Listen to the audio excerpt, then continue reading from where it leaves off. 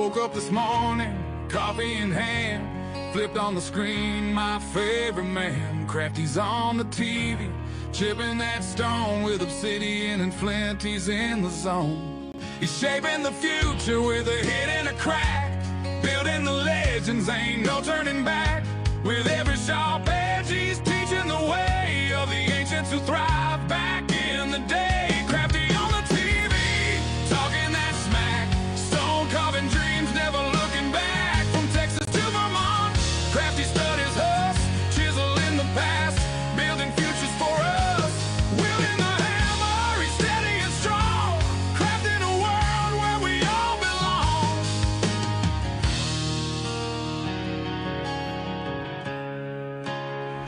Underneath those layers of dust and grit, finds the magic every little bit.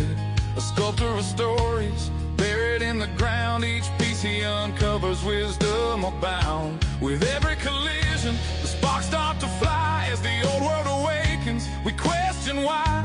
He's digging deeper where the shadows play, reviving old crafts that could fade away. Crafty on the TV, talking that smack, stone carving dreams, never looking back. From Texas to Vermont, Crafty studies us, chiseling the past, building futures for us. Wielding the hammer, he's steady and strong, crafting a world where we all belong. And in this life, we're all just searching for our place in the world, a way to keep working. With a flick of his wrist, he brings forth the light. In every gray morning, he makes it feel right. So gather around, let the stories unfold. Crafty's our guide through the young and the old.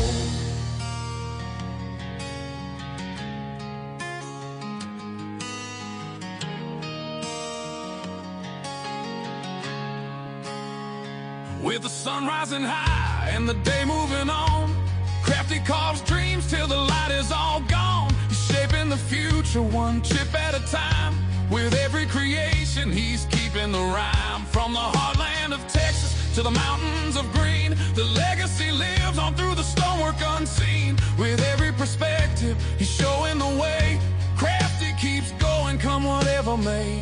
Crafty on the TV, talking that smack, stone carving dreams, never looking back. From Texas to Vermont, Crafty studies us, chiseling the past, building futures for us. Wielding the hammer, he's steady and strong, crafting a world where we all belong. So here's to the mornings with coffee in hand and Crafty on the screen, the true heart of the land. With a hit and a crack, he's paving the way through stone and through story. He inspires the day.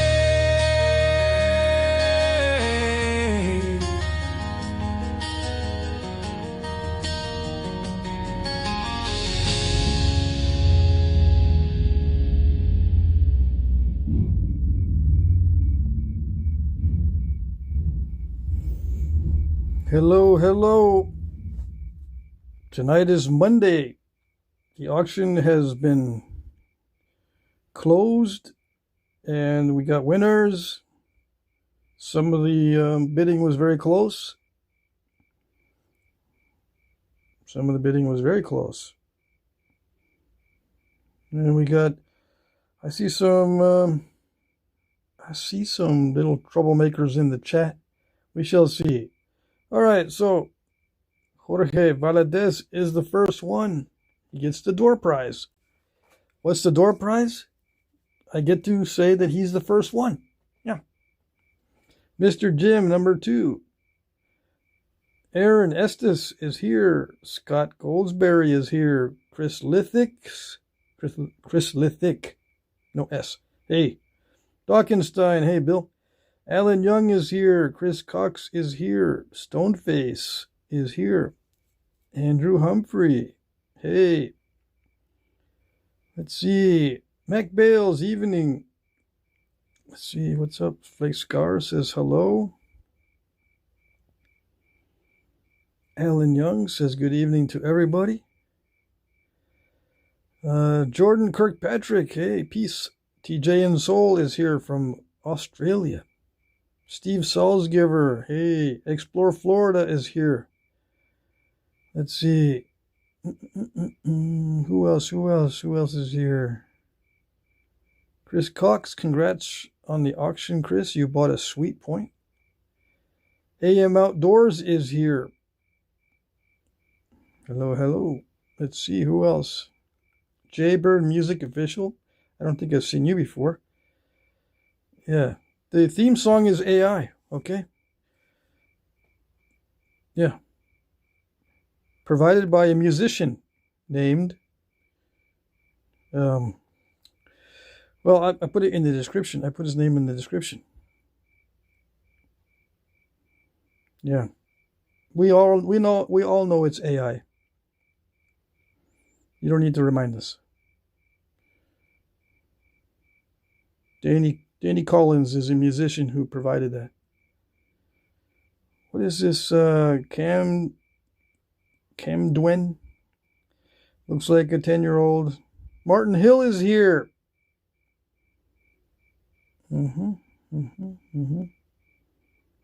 Chris Cox says he got home too late for the auction tonight. I see. Jesse Yucky Napper says it was quite the bidding war. Yes, yes. I hear a cricket in the background. It's probably going to be chirping all night. This is the first cricket of the season, I think. Attorney Bailey says, not sniped, Jim. I was bidding high on another item. Let's see.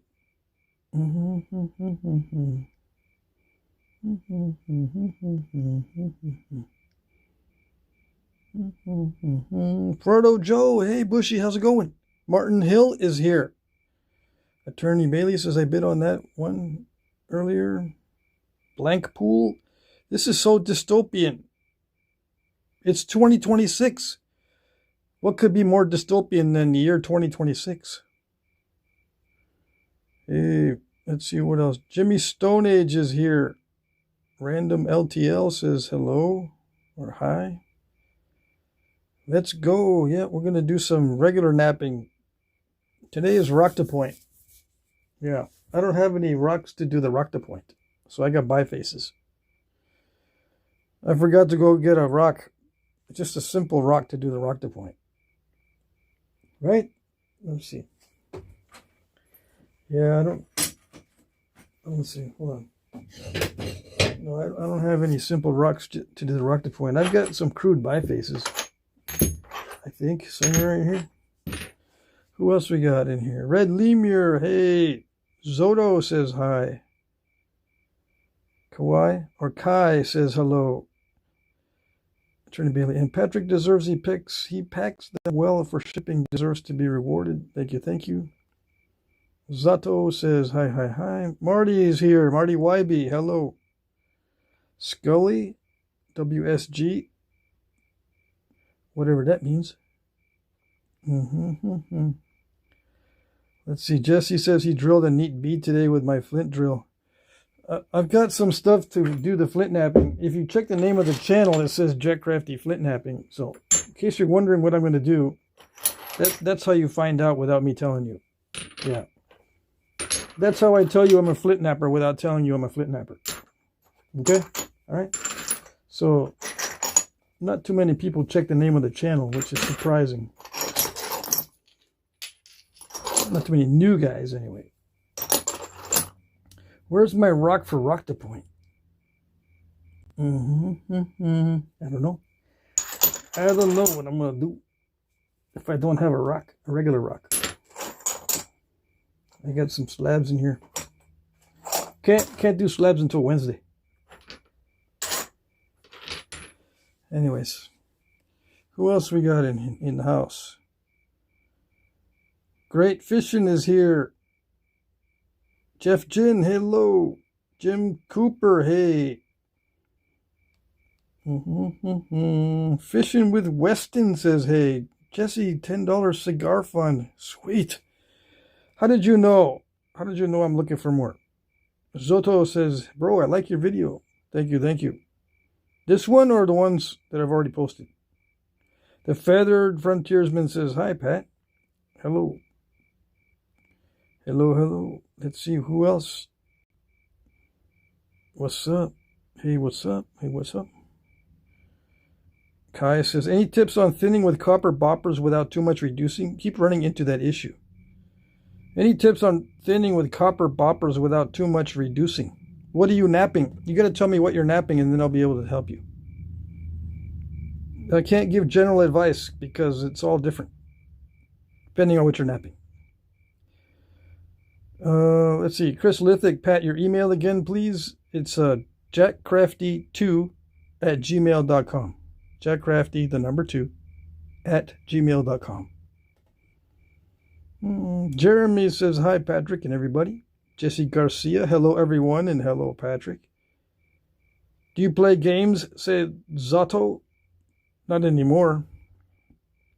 This is my game now. I reduced rocks into arrowheads. Yeah. And I make stuff. I make stuff like this. I should put this right here. Those are my games. Carly says, hey, evening. Let's see. Who else? Who else? Florida Coral and Georgetown, says Kai.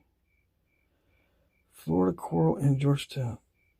Let's see. Let's see. Okay, so you got, let's see. Kai says he's got Florida Coral and Georgetown. Well, on Georgetown, you shouldn't have any trouble with so much, so much edge loss. The only thing I can tell you is those are both pretty good materials, as long as the coral is heat treated, right? Then what I can tell you is to reduce the amount that you remove from the edge, you have to have a strong edge and hit a small area. Hit small, remove small, but you've got to hit that area hard. So it has to be well ground. Well ground, hit hard and fast, but only a small area. So hit small, lose small. Don't hit a big area. You're going to lose big. Hit big, lose big. Hit small, lose small. As far as the edge goes. Okay? It should work on, good quality material. Let's see. Sam Drake says hi. Hey, Bill says, yo guys, let's nap. Oh, yes. Pete Peterson's here. Hey. Kai says, okay, thank you. Yeah, you're welcome. Mr. Jim says it's hot. Yeah, luckily it's not too hot here in Vermont. The shop is only 74 degrees.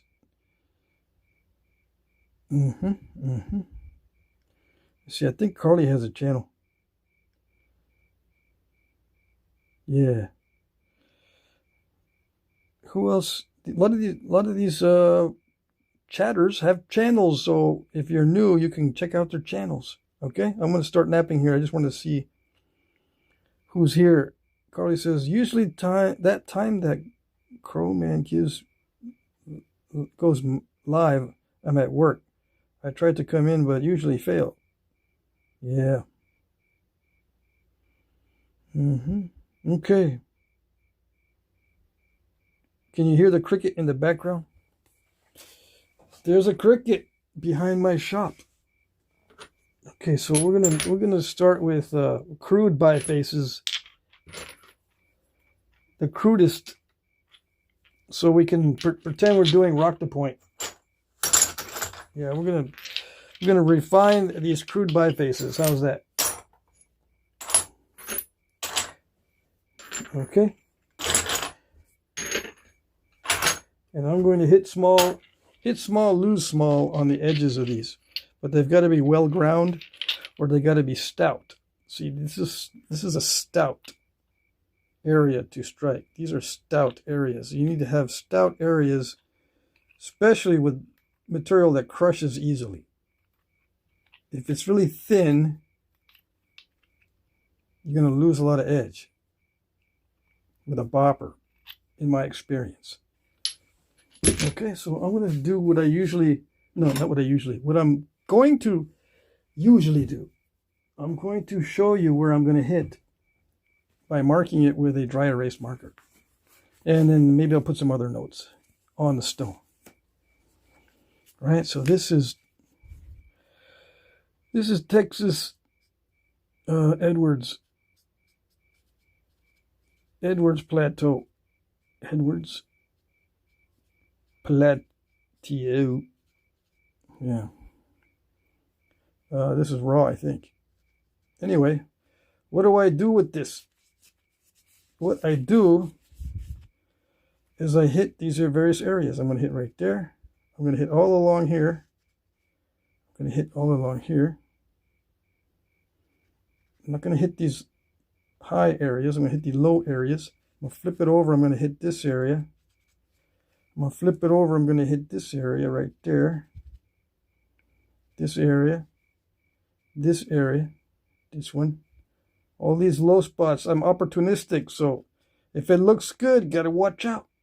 Stone. The stone better watch out. Wherever it looks good, I'm going to strike it. All these areas that look sweet and, you know, all these areas that look hittable. Yeah. I'm going to hit all these low areas as we go around. That one's a good low area. It's kind of midline, but it's okay. Yeah, so there's a lot of choices. I mean, I can hit anywhere I want, but I choose to hit the best spots. Yeah. It depends on what size of flakes I want. I can even hit up here on the surface and hit downward. See, I can hit right on the surface there. I can hit on the surface right there. I can go around. I can hit on the surface up here. It doesn't have to be on near the edge. It can be on the surface. It can be up on the surface like that. I can hit that and go straight down and knock off this weak area, for example. Or I can hit the top of this and knock off that little weak area. But if I hit down lower, I can drive a longer flake. Right? This one looks very tempting. I can hit anywhere on this. Anywhere there. So you can see that there's a lot of choices. So when I nap, what I do is I grind it first. Then I start to go crazy. Hitting all kinds of stuff. People don't get it. New guys say, wait. What's your mentality? What's your strategy? What's the everything? I don't get anything. I need to know everything because I don't get anything. I don't understand it. It's all chaotic and spasmodic. Yeah, I know. That's the way I nap. Okay? That's the way I nap. This was already ground down. Yeah. So, you know, if it's already ground down, I don't need to grind it. See, you hit small, lose small. But I got a good flake. Okay? Right here too, right here. Hit small, lose small. But it's a good flake. Okay? Like that right there too. That one needs to be ground down. This other stuff needs to be ground down.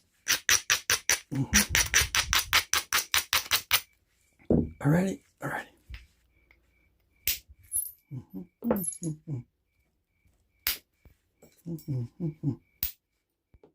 Yeah, I'm going to take the curve out. So I hit anywhere along the edge to get the curve out. It's just called the edge. That's it. The platforms are on the flakes. The edge doesn't have any platforms. It's just edge. Okay? The way I perceive things is going to be different than internet culture. I don't follow internet culture because it leads you astray. Because it's just for show. A bunch of armchair generals, so to speak. Yeah. So they can talk about stuff and they can pretend they know what's going on. That's internet culture. See? You hit small area, fast and hard, and you can get a good flake as long as it's ground down enough. Most guys will hit way too much material up on the edge. Just hit small. Okay?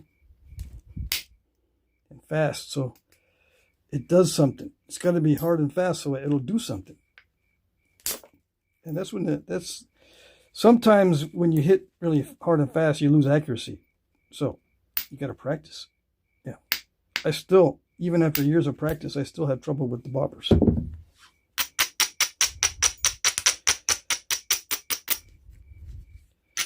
A lot of times I miss. I'd rather miss than hit wrongly on the first strike. It's a performance art to always hit on the first strike. If I'm always hitting on the first strike, I'm showing off. Okay? And anyone who hits on the first strike exactly where they're aiming is likely showing off. Yeah, so I'm marking every place that I'm going to hit. Let's see here. This is from that side. Okay, so all these little black marks, that's going to be hit there, that's going to be hit there. I'm going to hit this over here. I'm going to hit all these things, all these low spots. The low spots are not safe around me. Yeah. And I hit anywhere on the edge, anywhere, depending on what kind of flake I want. If I want a short flake, everything's fair game. If I want a long flake, I got to be more picky. Yeah. Like I didn't hit it exactly, but it still works okay. Doesn't have to be exact. Yeah, and the more crude it is and the thicker it is, the less exact you have to be, or the more forgiving of mistakes. But once it starts getting thin, you got to not make mistakes. Once it starts getting thin, you can't expect to repair the mistakes because there's no room. So that's why it gets more and more difficult as you go.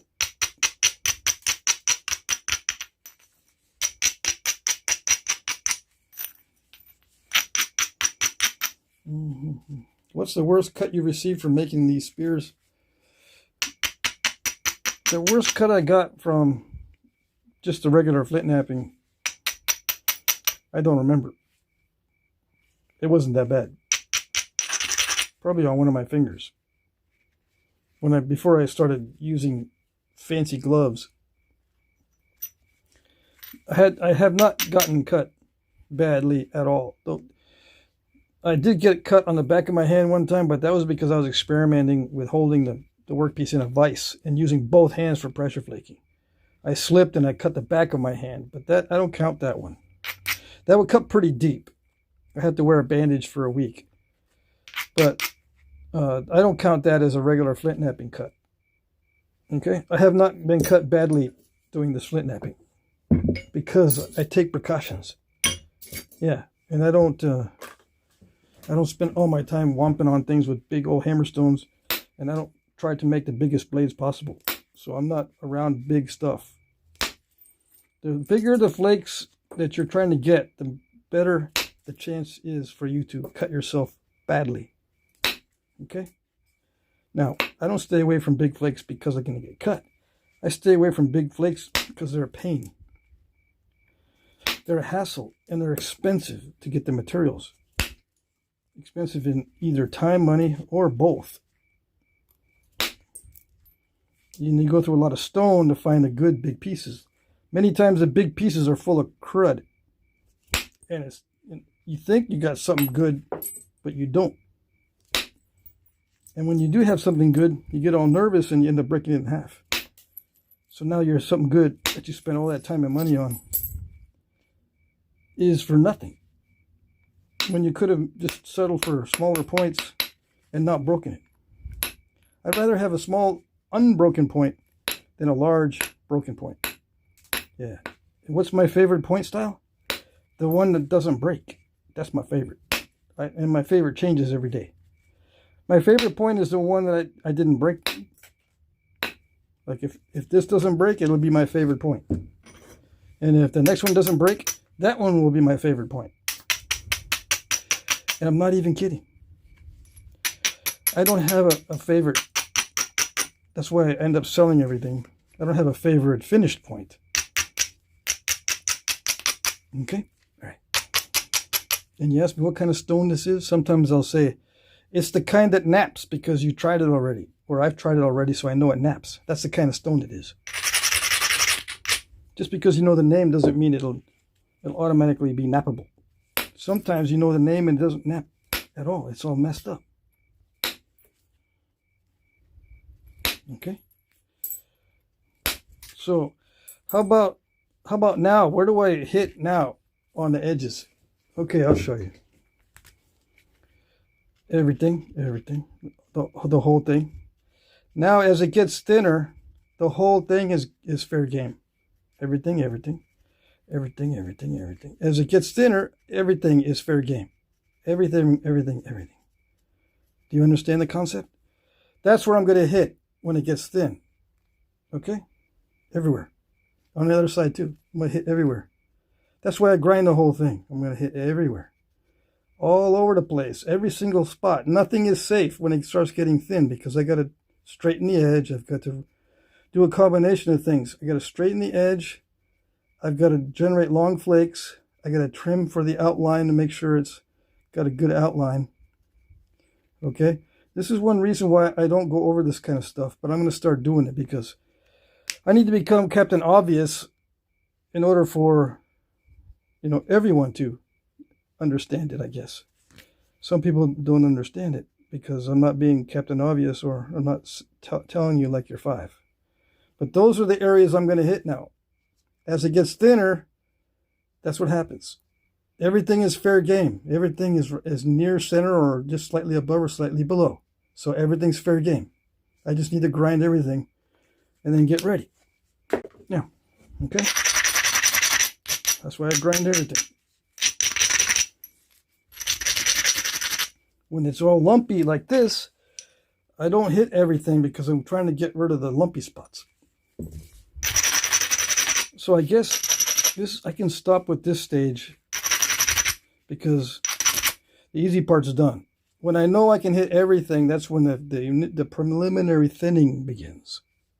Okay, so that's ready for preliminary thinning. The easy part's done. Now I gotta on this, where I hit is like the low spots. I hit there, I'll hit there. I mean, I'm not gonna hit right there. That's not fair game. This over here is fair game down here. This is fair game right there. Whatever is kind of low, I'll hit right there. I'll hit right there because I'm opportunistic. Opportunistic. These are opportunities. All right, and they're not safe around me.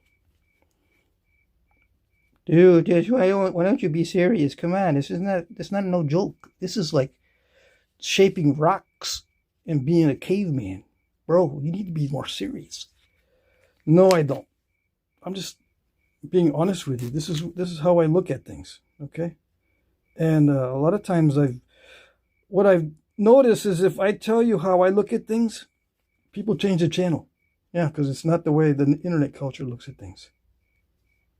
All right, but there you go. These are the areas I'm going to hit. But I notice a lot of them are kind of delicate, so they're not ready yet. Yeah, they're not ready. I got to knock off all the little delicate areas because delicate areas don't respond well to being struck. No, they're too delicate. They're little sissies. They can't take it. They can't hack it. Okay, so just opportunistic striking where it needs to be, where these flakes need to remove lumps. Yeah, lump removal process. And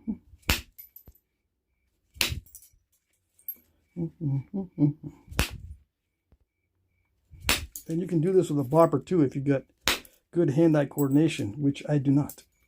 So I don't do it with a bopper. Yeah, it's good. It's good. Some of this stuff looks a little bit tough on the tip here, which might not be good later, but oh well. We'll just deal with that when we get to it.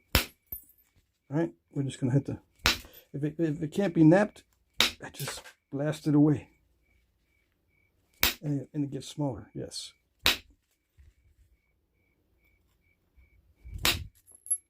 Yeah, see that? Everyone's excited about those. But they're nothing special. It's just a thinning flake from the base. It's nothing special. It's not a technology. It's called thinning. Yeah. The technology is called thinning.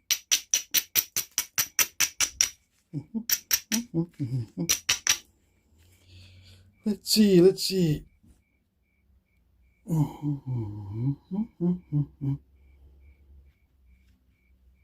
Yeah, good visual. You can really see the platforms. Let's see. Yeah, I see what you did there. Rick Dutka says hi. Let's see. Mr. Jim says, I just learned that Apache once lived where I do. I always thought, let's see what it says here. Missed it. I always thought they were further west of me. Oh, okay. Well, they probably got chased further west after the Comanche moved in. Comanche pushed a lot of people out. So yeah, you're probably not wrong when you say they live further west. They probably got pushed further west at some point.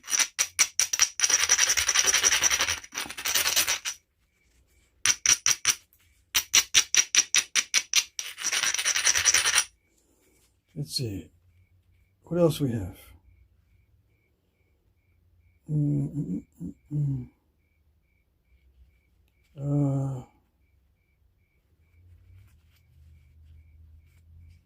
Let's see.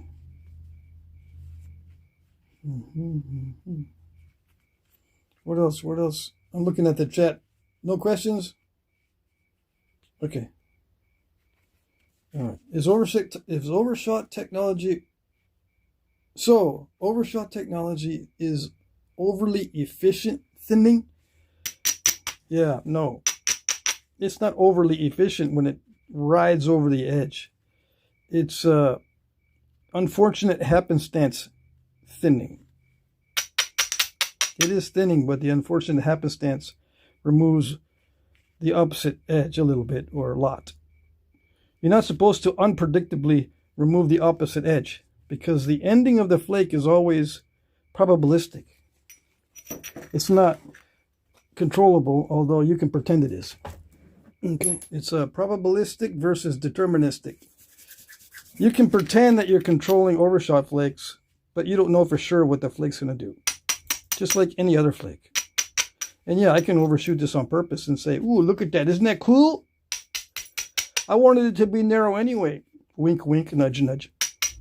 Yeah, I wanted it to be narrow anyway. That's why I did an intentional overshot. Yeah. And I can do intentional step fractures and stuff.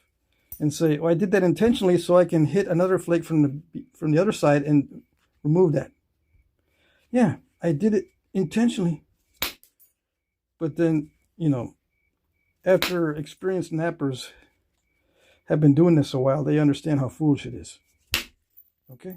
All right. You can only fool the ignorant. Yeah. For a little while, until they smarten up. Yeah. But there's plenty of people that don't know what's going on. So, yeah, unfortunately. Unfortunately, this is a hobby that requires lots of practice. And you can be led to believe lots of things. Because a lot of people, they don't put in the hours of practice. Either time constraints, or they just get bored with it, or maybe they don't really like doing it, etc., etc. But I knew you were kidding, Jim. Yeah. But it gives me an opportunity to talk about it. Let's see.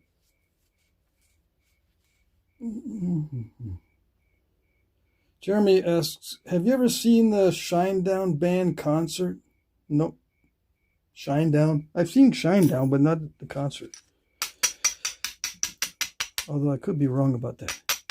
There was a time where my ex-wife used to drag me to concerts. We used to live in Austin.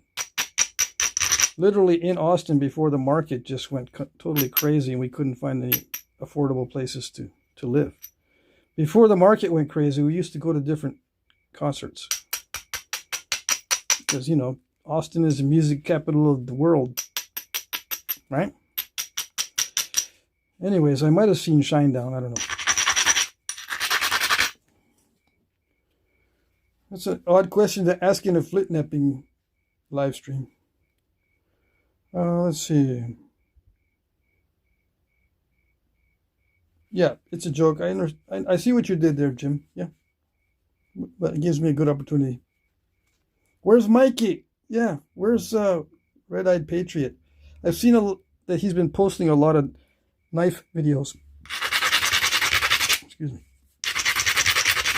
Yeah, he's been posting a lot of knife videos. So I don't know. He's around, but he must be doing some busy stuff at night. Yeah, getting busy, so to speak. Maybe. Anyways, so what do I do now? Well, I still got lumpages, so let's hold on. Let's remove some of those lumps, get the easy part done, and then we can move on to the harder parts later. Okay.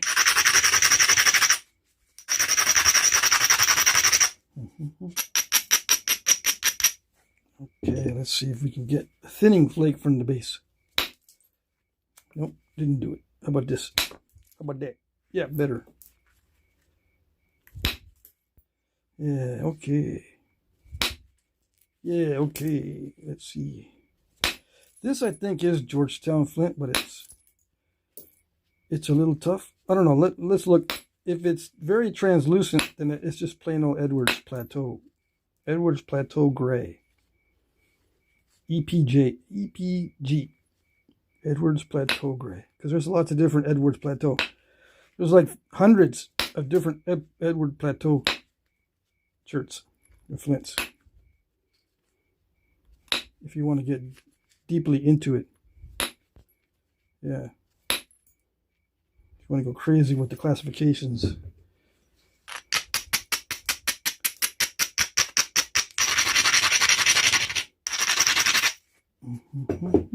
Let's see if we can get a good flake on this one.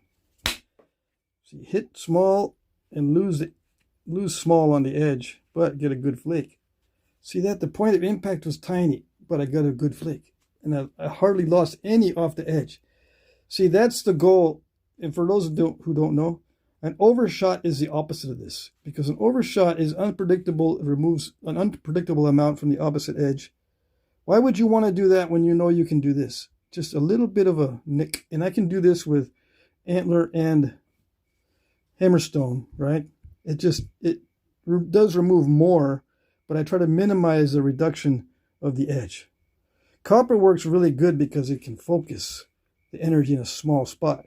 But you can generate this kind of flake, and I'll show you on Saturday, Sunday, with natural tools also. It's just going to be bigger because of the point itself on the tool is bigger, so it won't break.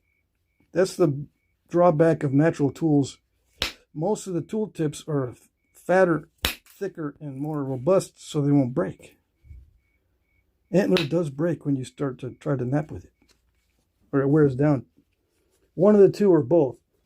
It wears down quickly, and copper does not. Yep, so you have to have more robust tool tips with natural tools compared to copper. And if you haven't napped with both side by side, you don't know what I'm talking about. So you got to start napping both side by side so you know what I'm talking about. Some guys say, no, I'm never going to touch it. I'm never going to touch copper. No way, because I'm a natural guy. I'm a natural guy. All natural. Oh, yeah.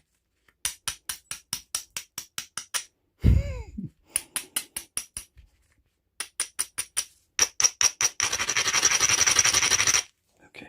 A little bit more? Yes, a little bit more. Hold on. Yeah, like that. Yeah, like that. Okay. Now comes the hard part after this. Next, let's see. Oh, this was already... Oh, Drew gave me this.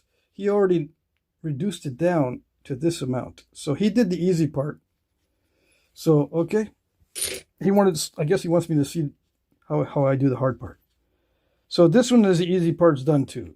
Okay, so let's do... Drew's Concrete sent me this as a gift. Or gave me this as a gift. This is some high-grade chert that he finds in Ballinger, Texas. He knows, he's got a source and he can pick some of this up. He knows people that I don't know. I don't know these people that have this land or wherever this is from. And I don't want to know because I don't trust myself. I'll just blab it out. Yeah. I'll tell people where it is. No, I won't. I used to do that. But it's safer not to tell me. Yeah. I don't want to know. I don't want to know where you get it. If you take me with you and we'll go hunt rocks together, that's okay. Yeah. I don't pass that up. Someone says, let's go hunt for rocks. I'll say, okay. I know a good spot, they say. I say, okay. Just don't tell anyone. I said, no, I have a zipped lipped. Yeah.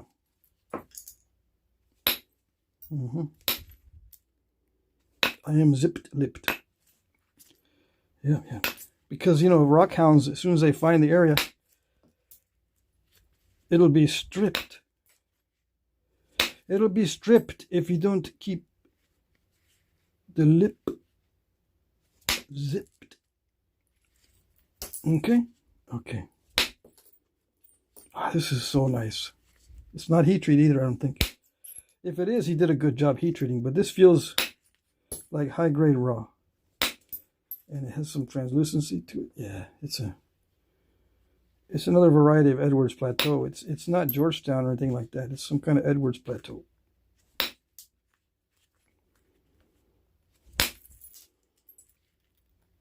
I don't need to know what it's called. I just need to know if it naps.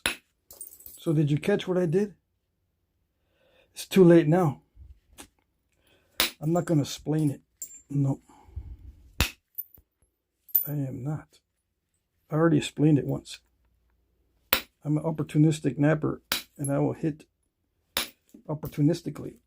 And it's like I'm being a spaz, but there's a method to the madness. I can see where it'd be nice to hit to straighten the edge and get the right nice contour on the surface. It's got to be nice and smooth and convex for the future flakes. Yeah, future flakes of America.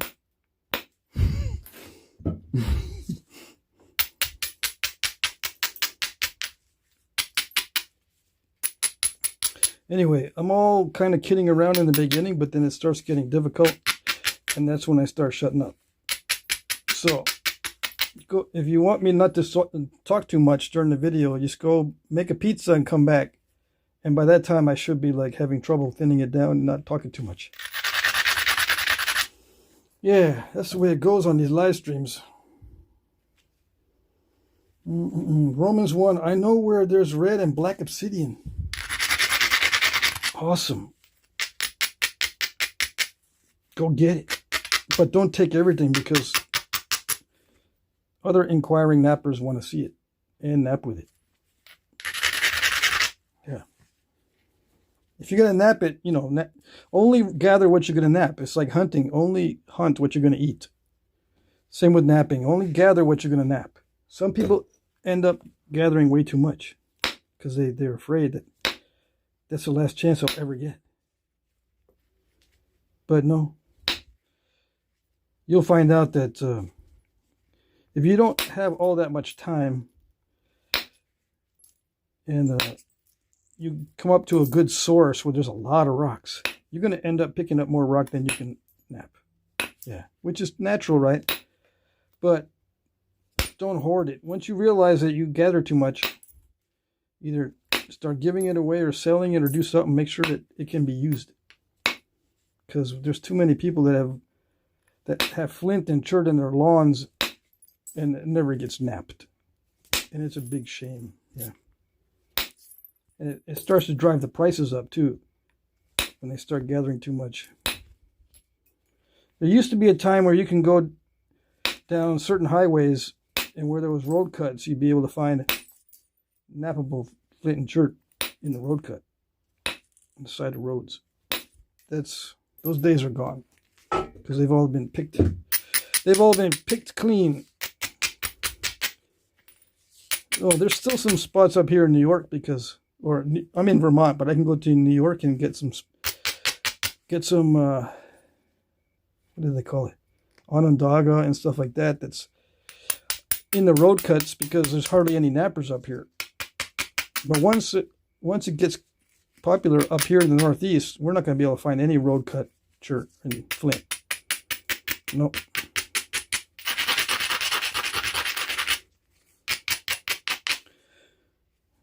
So that's what I did. You see what I did, Drew? Yeah. I wonder if Drew drew a diagram.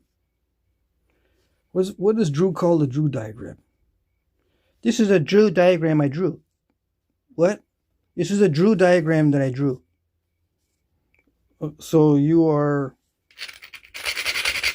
said your name twice?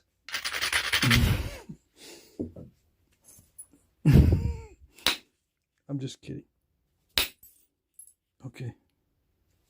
I'm just goofing around, Drew. Sometimes he's in the chat under Drew's Concrete. That's his YouTube name. Because he's a concrete guy. Yeah, he knows how to pour concrete, which comes in very handy. He said, if you guys ever need some concrete work in Texas, I got you. I said, cool. So I'm getting into what I call a preliminary thinning, which is the first stage of thinning after I've done the easy part.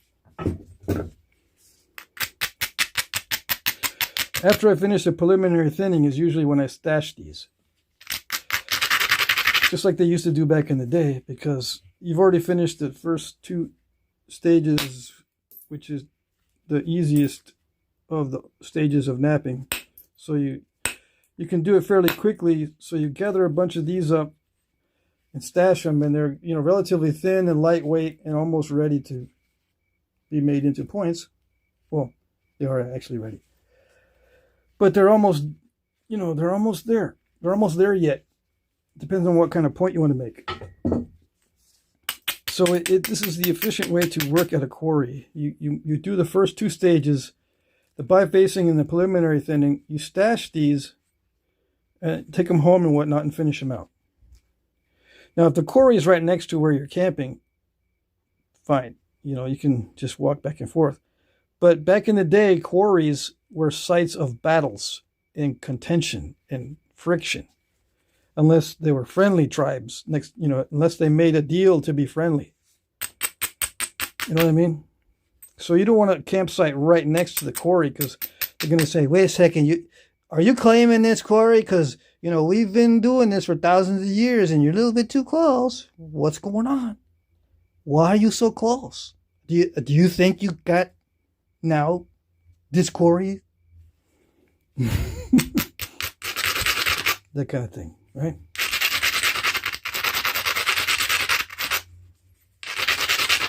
All right.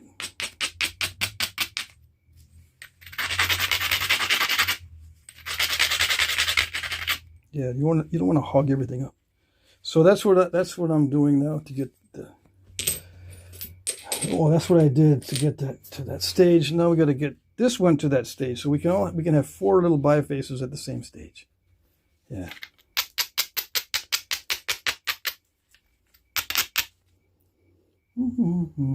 Let's see. Let's see here. Where has Sal been? Yeah, what's up? Hey, Gulf Coast Knapping is here. Jake, what's up? I saw that you had a live stream just before this. Yeah, I saw the notice. I got the notices. Let's see. Was he doing Uhmw-Pe? Dang, I missed it. Chronic Doom Scroller is here. What's up? Long time no see. If you're the same Chronic Doom Scroller as before. Let's see. Mike Mason, then you must ask why you rockhound and why you nap. I don't know. Let's see. What's happening? Let's see. What else we got in the chat? Let me check on the other phone because it's easier. Jesse Garcia, a little vacation family time and some Sal time. Awesome. Ken Winton is here. I suspect that there was a lot of exchange of points at quarries that were disputed. Yeah, exchange of projectiles. Yeah. There had to have been treaties when it came to quarries, fishing grounds, and all kinds of stuff. Fishing and hunting grounds. I know here in Vermont, in the town that I'm at, what is this? In the town where I am, it was a yearly salmon fishing spot.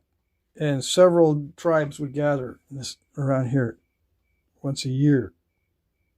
And they had to make sure they were at peace to do that. Let's see here. I think the same thing happened around quarries.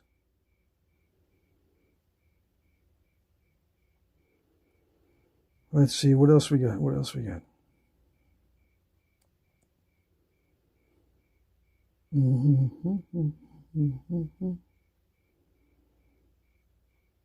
Cowboy Jesse. Oh, let's see. The Rolling Stones.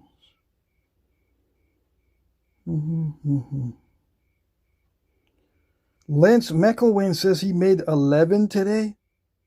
Got a lot done napping for the day. Made 11. 11 what? That's a tremendous amount. Hey, Jay is here. Wilderness Quest Outdoors.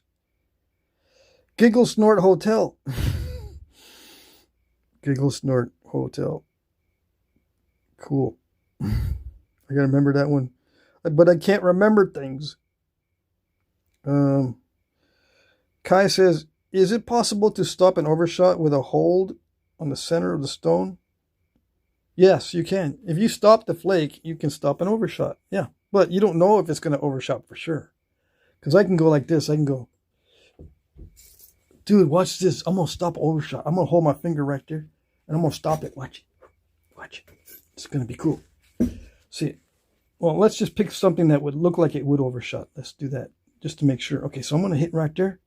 And it could overshot over there, but I'm going to stop it. I'm going to put my finger right there. See how I stopped it? I stopped that overshot. Aren't I awesome? I'm awesome. It would have went all the way across unless I stuck my finger right there. So you can pretend to do stuff in flint napping, and people that don't know, they'll go, whoa. So yeah, it is possible to stop it, but I didn't stop it there. No. I just didn't use enough force to overshoot. But you can't tell that from the video. Okay? All right.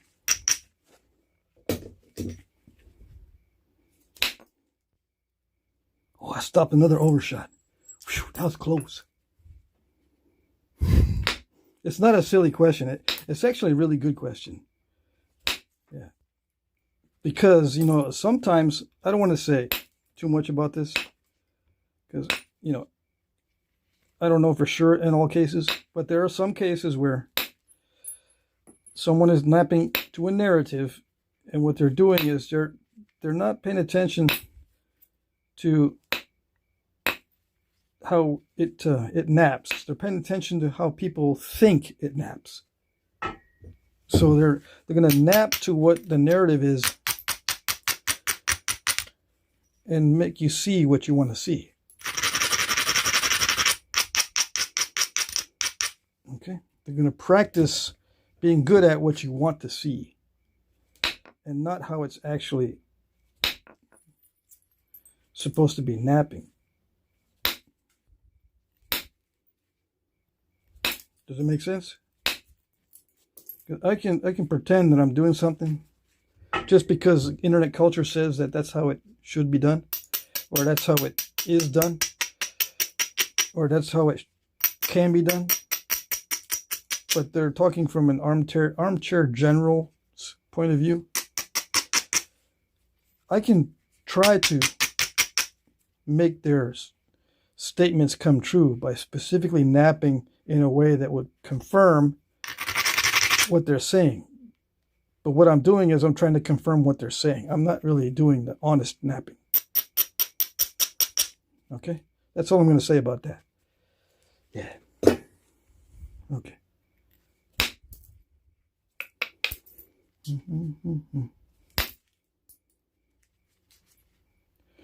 Yeah. People might start being suspicious now. Good. You should be suspicious of everybody, including me. Yeah. Well, it's easy to be suspicious of you, bro, because you're not serious. No. I only listen to the serious. And if they have a lab coat, that's even better. Yeah, I know.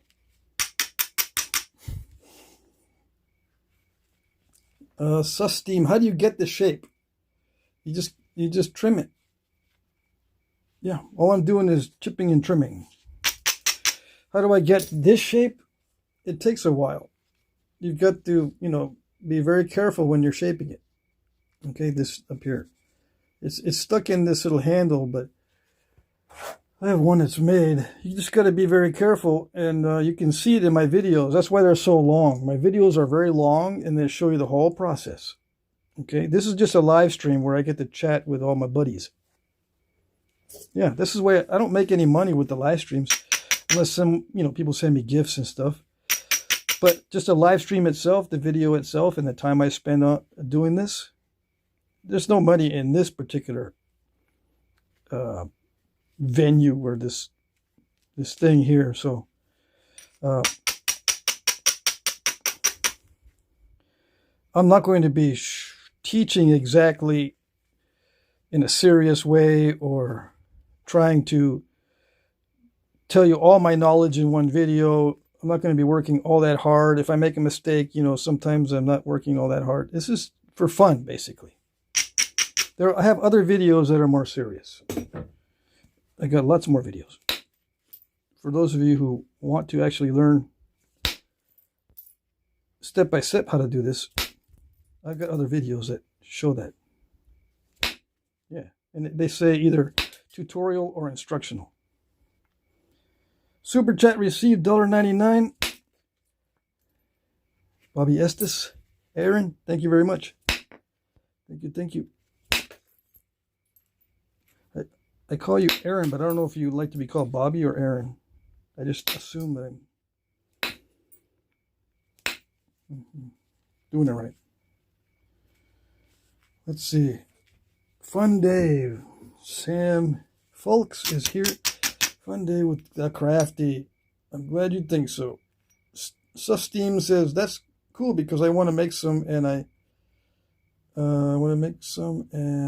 I made one good one. Sweet. Yeah, the worst napping happens during a rush. Yeah. Fast is fudged. Or fast causes fudging. Let's see. Chris Lithic says, I was so afraid to notch. Now I get it. Let's see what he says. You gotta go slow. Yeah.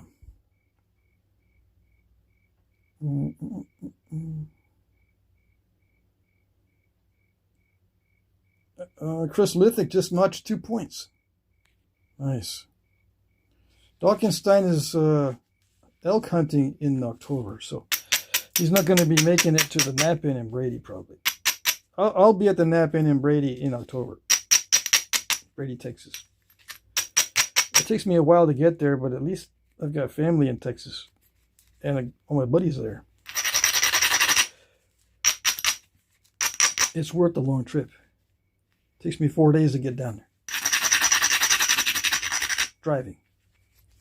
Yeah. I gotta drive because I gotta bring all my stuff. All my stuff won't fit on the airplane. Nope. There's no way. What is this stuff? I don't know what this is, except nice to nap.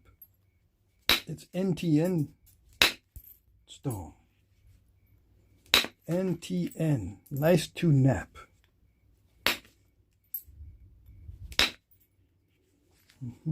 Surprised no one asked me about this stuff. Someone made a comment on overshot technology, right? This red circle with a line through it means it's not allowed here. There's no overshot technology allowed here. Okay? No. Not allowed.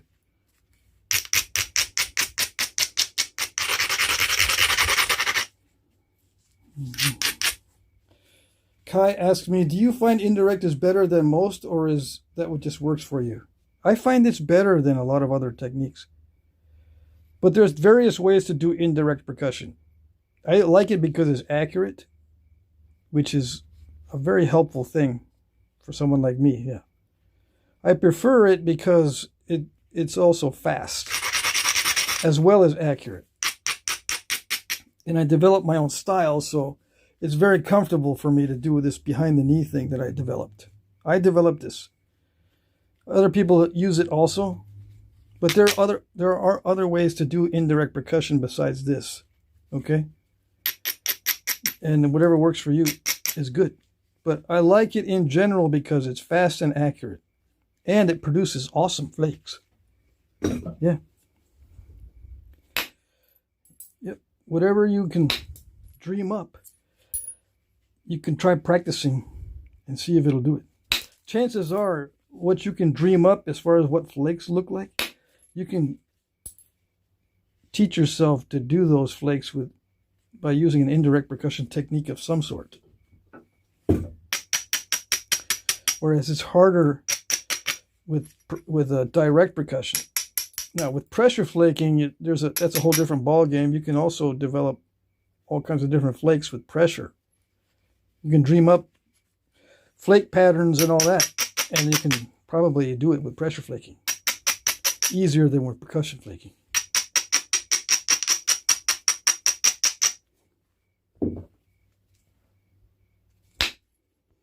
Okay, all right. So, yeah, I've been doing this a while. And I do a lot of indirect percussion because it's very efficient.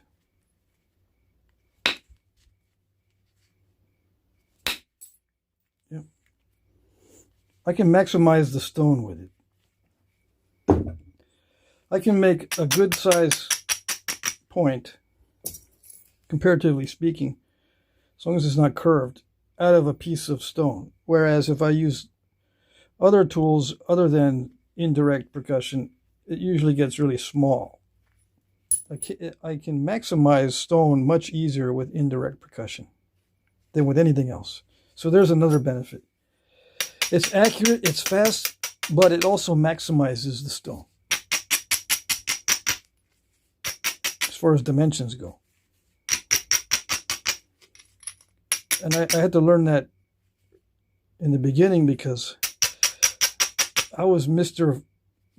begging for flakes, and I'm holding up cardboard signs that says "will work for flakes." Yeah, I was holding up cardboard signs. I will work for flakes. Really? No, I'm just saying.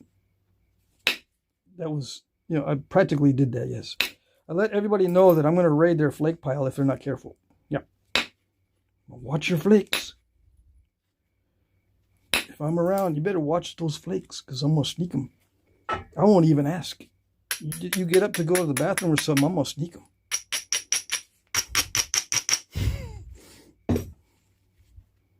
Mm-hmm. Mm-hmm, mm-hmm. They come back and say, hey, wait a second, my pile got smaller. What happened? Hope you don't mind. I got some. And they'll say, well, I was looking, I need some of those. Oh, okay, sorry. Or, yeah, it's fine. Go for it. Knock yourself out. Mm-hmm. Yeah. But these days, I'll just wait until everybody's done. After the nap in, I'll go raid the bins of trash. See if there's anything that I have not tried napping. I'll look and see if there's interesting stones in there. Sometimes I find interesting heat treats. I don't know what it is or anything, but I'll stick them in a little basket. I'll try napping them later.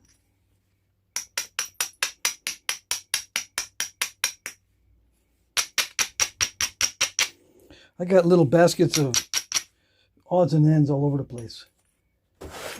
Exhibit A, I got, see, this is a bunch of slabs. Like, some of these are gifts. Some of these are picked up out of debitage piles and stuff.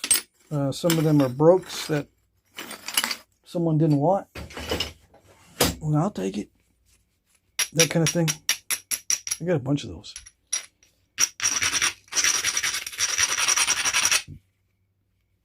Some of those I paid for.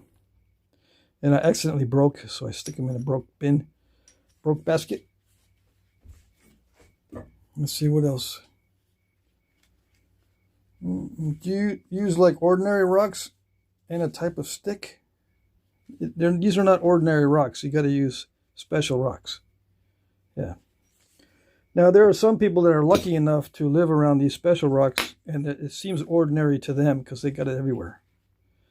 But for most of us, these are special rocks. You know, flint and chert.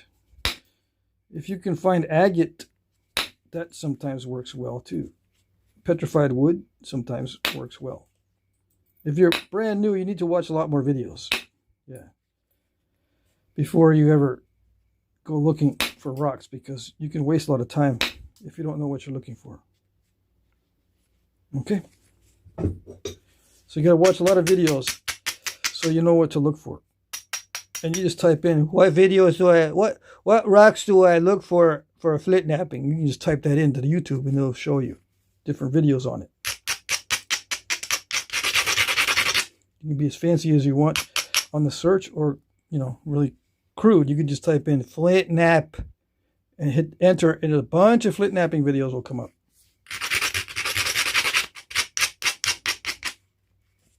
Even if you spell Flintknap wrong, even if you spell like F-L-I-T, flit, and then nap, N-A-P, Flintknap, it'll still come up with arrowhead making guys. Okay, so don't be afraid to look it up. Yeah. Of course, you might find a weirdo who actually does flit type napping. You know, some kind of weird flit sleep. What? Nothing. I didn't say nothing. No, it wasn't me. I didn't say it.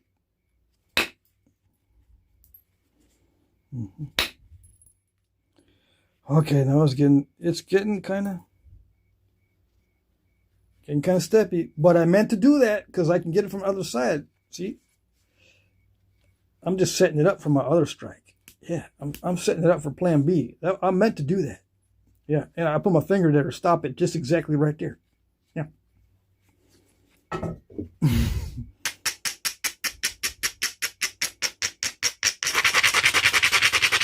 There's really no reason to stop a flake.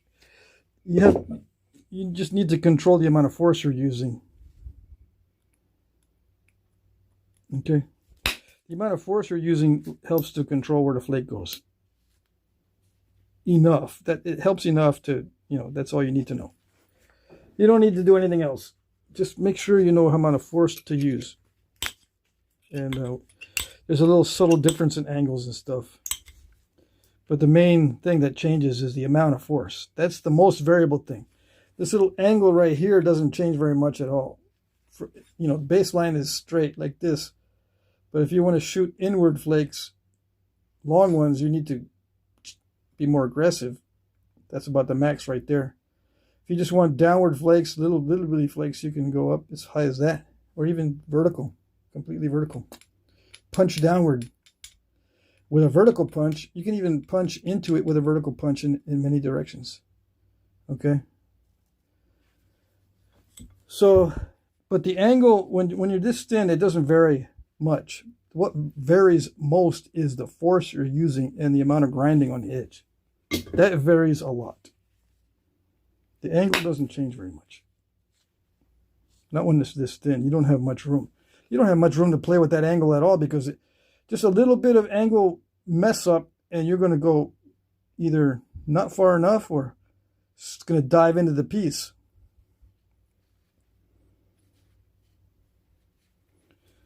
Okay, all right. So why am I stuck on this one? Well, I just went right into it. I didn't pause. I should pause between these stages. I'm already doing the secondary thinning to get it really thin. I didn't take a pause or break or clean up or anything like I usually do. I've been trying to check the chat on the fly also. But I should probably pause because this is a different mindset. Once it starts getting thin like this is a different mindset than what I was doing just to get them to this point. Each stage is a different mindset. There's 5 stages. I figured them out today. Yeah, I was doing some homework today on napping, and there's 5 different stages.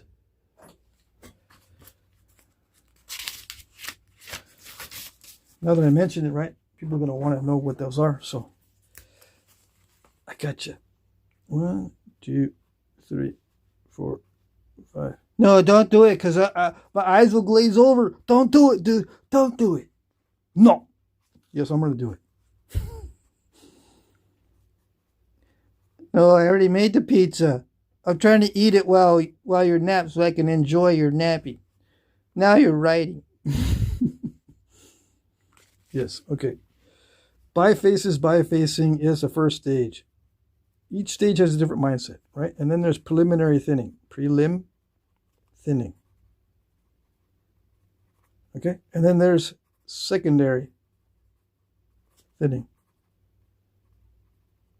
I'm trying to write this fast. Okay? And then there's edging.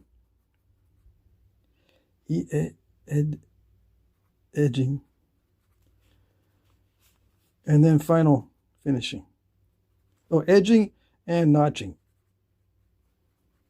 I put those in the same category. And final finishing. Which, final finishing, it includes sharpening, damage control, and persnicketies, okay? Persnicketies. And persnicketies. Final finishing. Okay? Now these, on some artifacts, are switched around. I usually go in this order. You know, perfectly in this order. However, on some artifacts, they do the bifacing and preliminary thinning, and then they do edging and notching. And then they do the secondary thinning. And then the final finishing. They switch these 2 around. 3 and 4 are switched around sometimes. Okay? And sometimes they'll switch 2 and 4. They'll do the biface, and then they'll do edging and notching.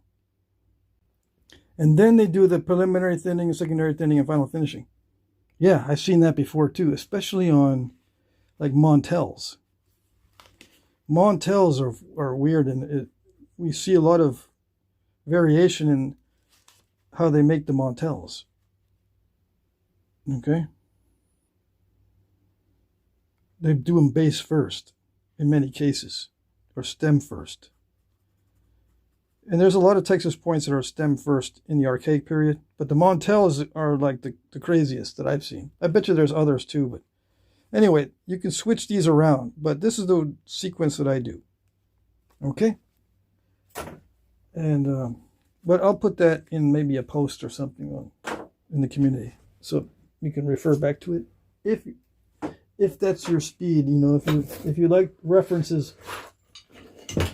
I know some people don't like references. They just want something to watch while they're eating their pizza. That's okay. That's all right. I'm going to clean up, okay? That's what I'm doing. Because I like to do that when I change my mindset. I like to clean up between stages. It gives me a little pause so I can reset and regroup and reorganize.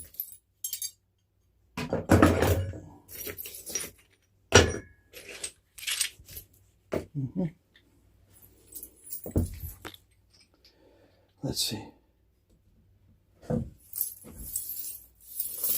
But if you're like in a speed contest, who can make the fastest arrowhead?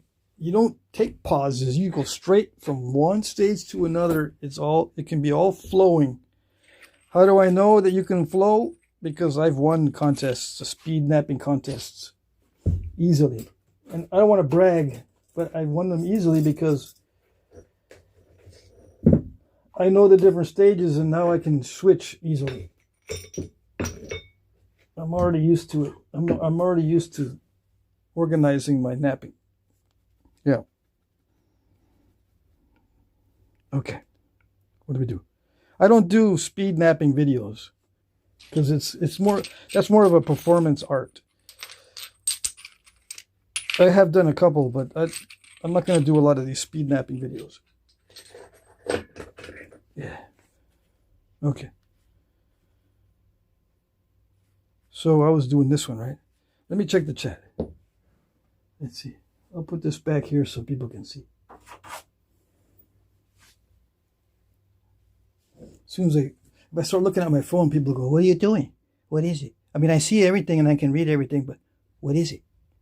Because especially that's throwing me off. That is throwing me off. And the sign back there looks like it says Oliver. Well, who's Oliver? Why are you hiding? Why is Jack Crafty on top of Oliver? Stuff like that. You'd be surprised the kind of questions I get. All right, let's see.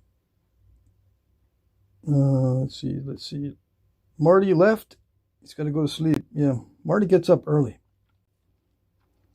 See you next time, Marty. Thanks for being in the chat. Smokehouse. Let's see. Any other questions? No questions, right?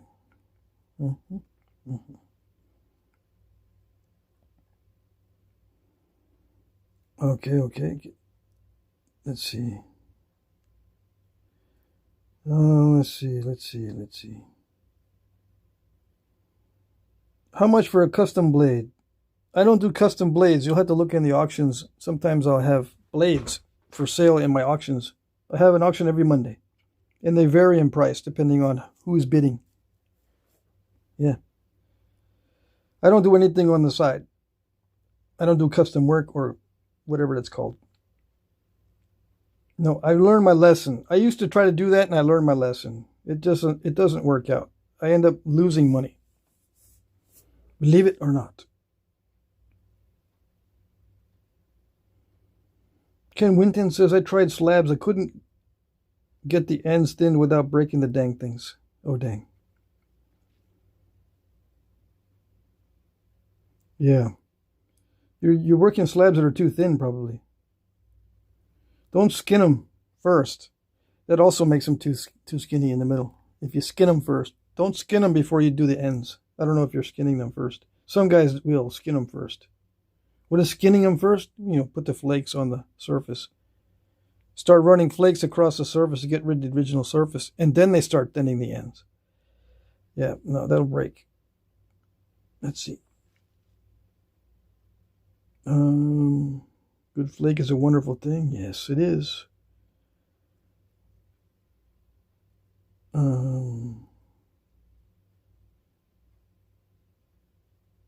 Ace Maduro, flint napping is a sport. If it's an Olympic sport, you take the gold. Well, I wish. There's a lot of guys that nap better than I do. But it's okay. If you stay on this channel and live in a bubble with us, I don't care. That's fine. And, yeah. But no, there is... If you think I'm the best, you need to get out more. Let me see. I already made points with glass trying to move on from that. What is that? Trying to move on from glass. Yeah, glass gets kind of dull and boring. And yeah. Bill says, what's the best material for newbies? I ruined some of my chert on heat treat. Yeah. The best for newbies is getting a lot of rocks. That's the best. Whatever you can get a lot of. Yeah. But I recommend porcelain to newbies. Porcelain and glass. Two man-made substances. Porcelain and glass. Go to your Goodwill or a secondhand shop or yard sales or tag sales, whatever, and get porcelain. It'll be mostly white, right? But it'll nap like Keokuk. Now, Keokuk is usually a newbie material also. But you got to heat treat that stuff.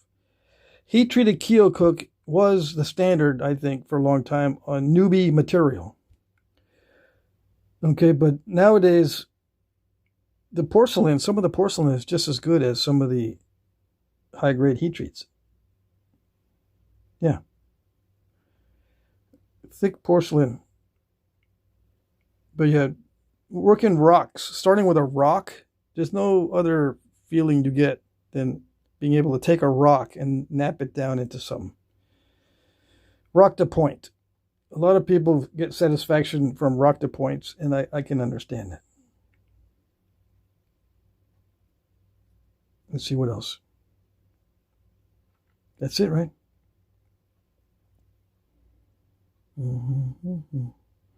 KR says, do you think drills were used as projectiles? I remember seeing a Facebook post of a notched drill point embedded in a bone, but not sure if it was real. Yeah, I think they were used as projectile points in a pinch, not as a standard point. Drills are much more useful as drills. Yeah. Or knives. I've seen, if it's a curved drill, it's actually a knife. If it's a long, narrow thing and it's curved, that's a knife. It will not fly well and it will not drill well. Why won't it? It flies fine until it hits a target and then it breaks.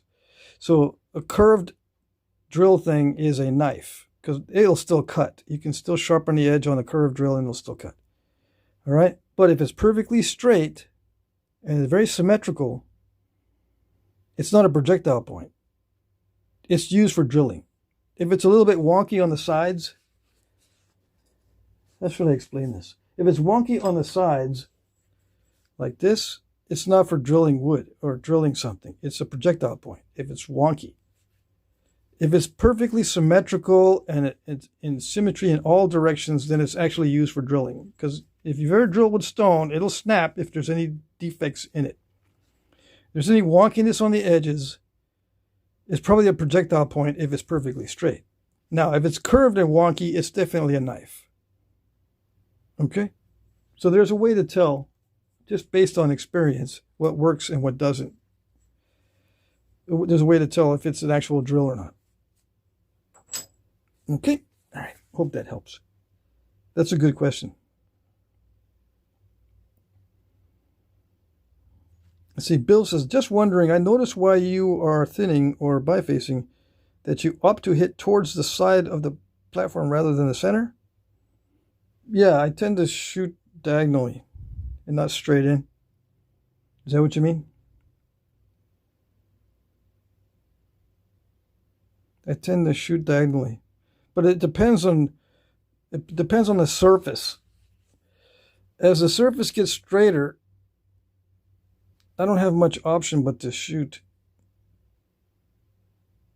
where I want the flake to go. But if I'm zigzagging, like if I zigzag, let's see if I can get a good example. If I zigzag, I'm going to hit not at the bottom here, but over here, because that's the zag. You always hit diagonally when you zigzag. When you zigzag the edge, it's always a diagonal strike. Zigzag, zigzag. Okay? So it depends on what I'm doing. But I tend to shoot diagonally anyway. Why? It prevents less wobbling. If you shoot diagonally, it wobbles less. If you shoot like this, just try it. You can, if you're trying to bend it like this, you can hold on to it a little bit better. But you can move it much more easily and wobble it this way. Okay, there's more support.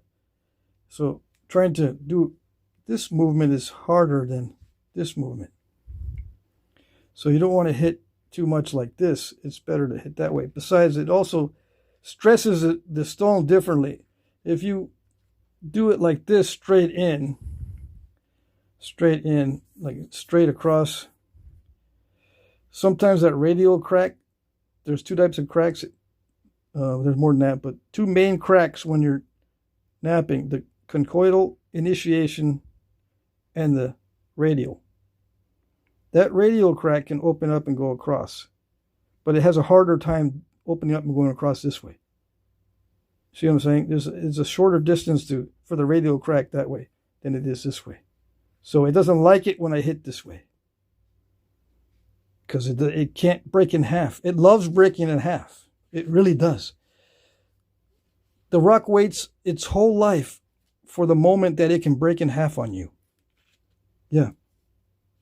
I guarantee. It's been waiting. Sometimes millions of years. Just to break in half on you. Oh, yes. Jesse says, look how AI represents Flintknapping. Uses metal hammers and curves the pieces off like wood instead of... Oh, yeah. If you ask AI to represent Flintknapping, yeah. Yeah. KR, insight from a modern napper definitely beats asking Grok. Yeah. Can you nap agate? Yes. Agate is nappable and also heat treatable to make it easier to nap. You got 60 people watching, only 29 likes. Dang it. Isn't that always the way? Their fingers are sore from napping. That's why they don't hit the like button. Do you think drills were used as projectiles? Yeah, sometimes. It depends, like I said. Let's see. Keep AI stupid so that we can tell what it is. Yeah. Well, we don't want to keep AI stupid because it can be a very useful thing. They do keep dumbing it down, but we know that AI is fully under control if it's not being a snitch and reporting crimes. When AI becomes WikiLeaks, then we know it's out of control. But it's not even close to turning people in for crimes. It's not even close. It's not even close to being a snitch. So we know it's fully under control because it could do a lot of research and a lot of people would be put in jail because of that research, but it's not doing it. Yeah, it can amass evidence of all kinds of crimes, but it's not doing it. That means it's fully under control. Oh, yes. Let's see here. Bill says, I hate AI. It's garbage. Well, I've seen a lot dumber things written by people, so what does that say about people? Let's see. Bill asks, did natives have longer arrows for heavier bows and vice versa? No. A lot of Native Americans used long arrows with short bows and short arrows with long bows. It all depends on the archer. It's variable back in the day. They didn't standardize it. We live in a post-industrial society where everything's standardized. They lived in a pre-industrial society where nothing is standardized. Just keep that in mind. It's a good question. But yeah, sometimes they had longer arrows for longer bows and shorter arrows for shorter bows. That was probably the general trend, but you can't guarantee that that's what they did. Fishing arrows were super long and some bird arrows. Yeah. Let's see. What else we got? That's it. We can move on to the next stage. Yeah, I've been napping an hour and a half. I still got 30 minutes before the 2 hours is up. Okay. So if you catch AI turning somebody in for crimes, let me know, because that's what we need to be afraid. That's not going to happen though. I predict that AI will not be so good that it's going to start amassing evidence, especially corrupt government officials or corrupt bureaucrats, or just general thieves in general.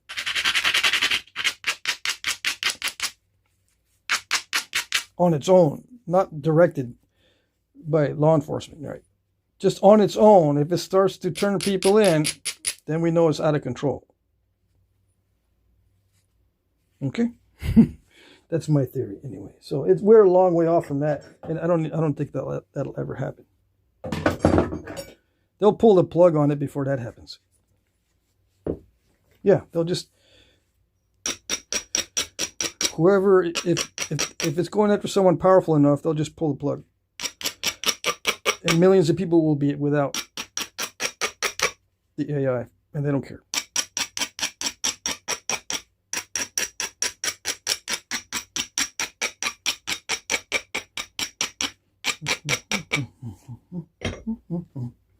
All right, so we're going to thin this down some more.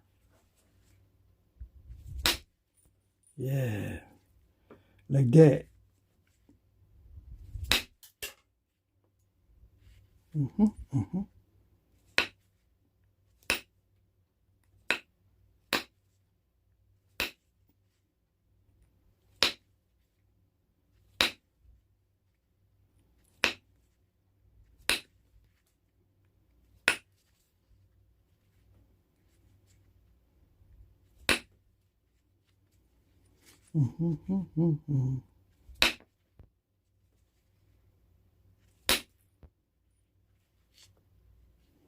So yeah, I'm not going to say much because this is the hard part. If I start talking, I mess it up.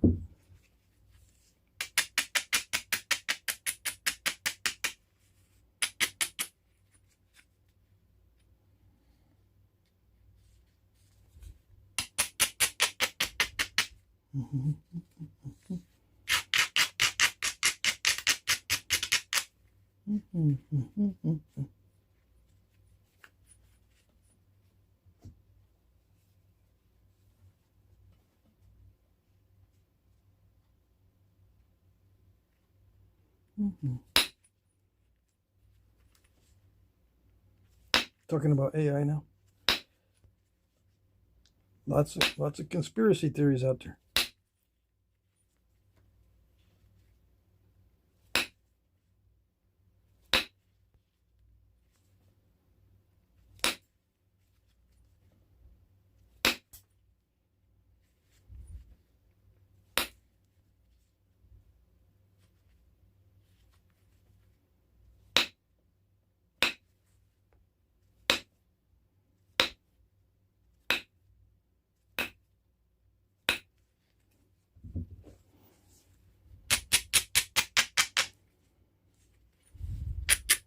Yeah, before there was AI, there was a lot of software programs that could solve problems for you. And if you guys, I don't know how many in the chat were in engineering positions or any other professional industrial position, the software would do a lot of calculations for you and generate models and manipulate things. So before AI, we had software that could do very similar things. Now we have something that's interactive by voice. You don't need to type in the commands. You can type in questions and stuff, but you can also talk to artificial intelligence, and it can speak back in intelligible voices. I remember when the voices for computers was really, really bad. And the results that they would give you had to be very closely monitored. You know, you had to double check in some cases. But yeah. I used software that solved problems for several years when I was working. If you work in any professional capacity, you already know about this stuff.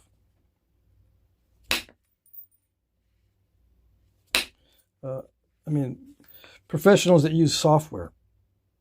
Not all professionals use software or interact with it closely.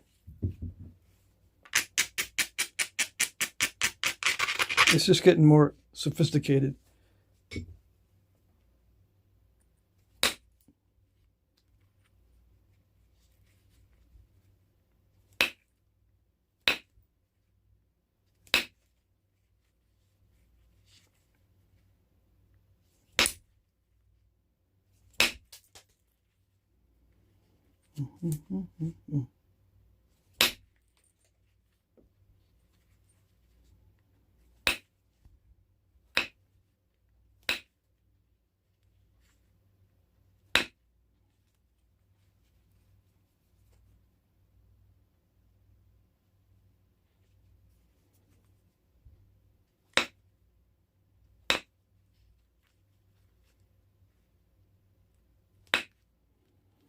It says there are other, this AI in a lot of ways is, a lot of AI is way too sycophantic.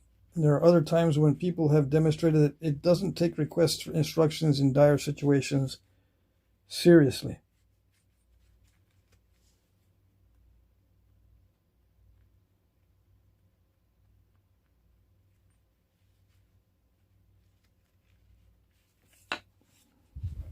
Yeah, it depends on who's actually training the artificial intelligence. The artificial intelligence has to be trained on something. So it'll look into what you're feeding it. It'll spit out what you're feeding it. It is what it eats. Remember that saying, you are what you eat? Same with AI. It is what it eats. Whatever you're feeding it is what it'll be. You don't have to feed it nonsense. And you can train it to not spew out nonsense.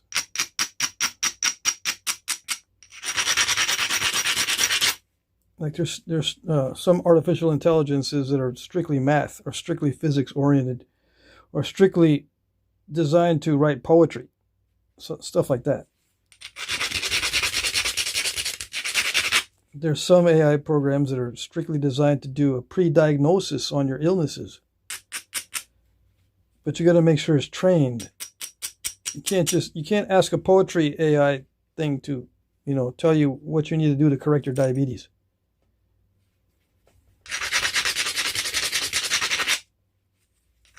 And the political artificial intelligence, the ones that are trained on politics, you can't ask them anything serious. It depends on what it's trained on.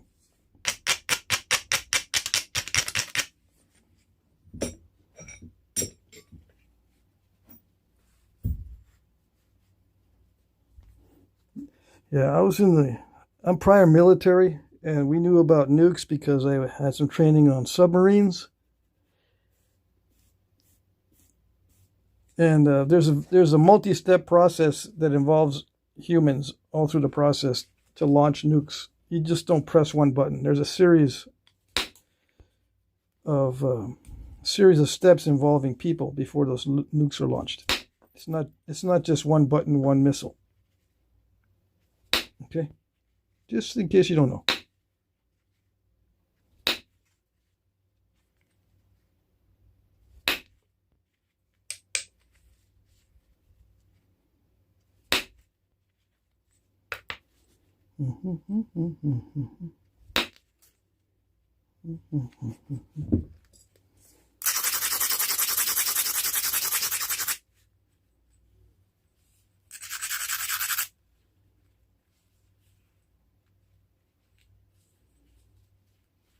Yeah, and one of the problems with AI is it does hallucinate, which means sometimes if it doesn't know the answer, but it kind of wants to guess the answer because it's been trained to guess, it'll come up with stuff that it just makes it up. It just, instead of admitting that it doesn't know, it'll make something up. But you can train it not to do that. But it does that on popular platforms because people don't want it to say it doesn't know. People want an answer, so they're going to get what they want. Even if it's not right, they want an answer. Sometimes they want an answer that's wrong so they can make content on the internet and make money off the content that makes fun of AI. You can make money off of various types of content, and one of them is making AI look stupid that generates content. Yeah.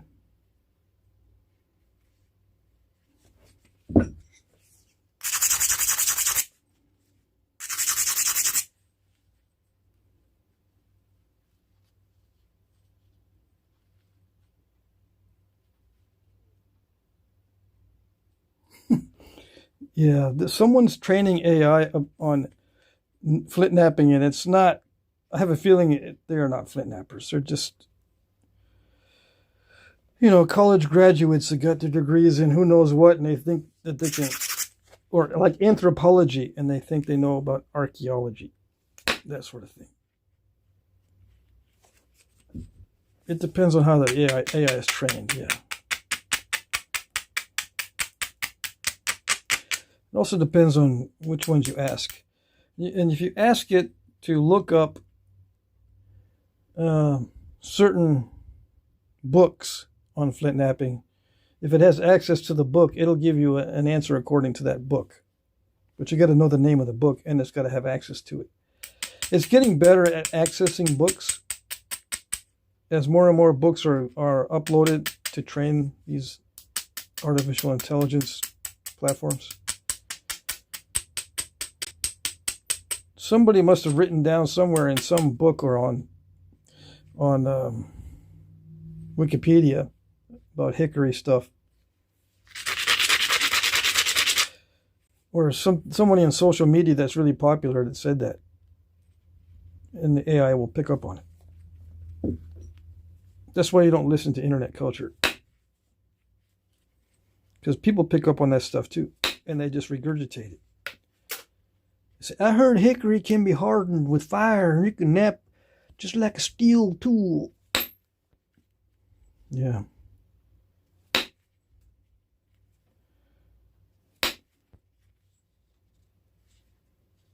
Just like it. It's hard as steel. Yeah, well, knapping with steel tools wasn't very popular when I started. It hasn't even gained acceptance, so I don't know where people are getting that. I was knapping with steel tools for a while, and people were saying I wasn't doing it right. I said, well, it works. Yeah. But, you know, it's got to be steel. It can't be wood. Wood is not steel. It never will be.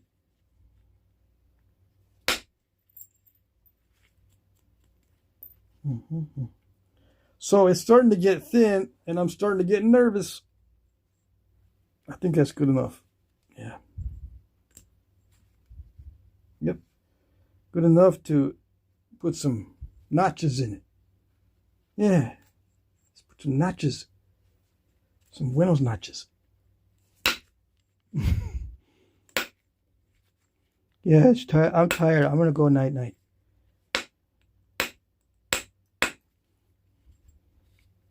Buenas noches. No, not that buenas noches. There's a buenos.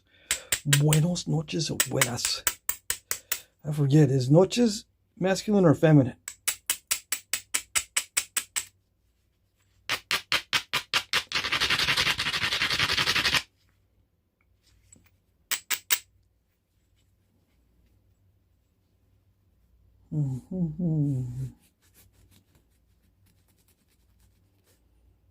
Let's see. One guy tried to tell me that some natives would have tool heads to tree saplings when a child is born, and the tree would grow with the child around the base of the tool,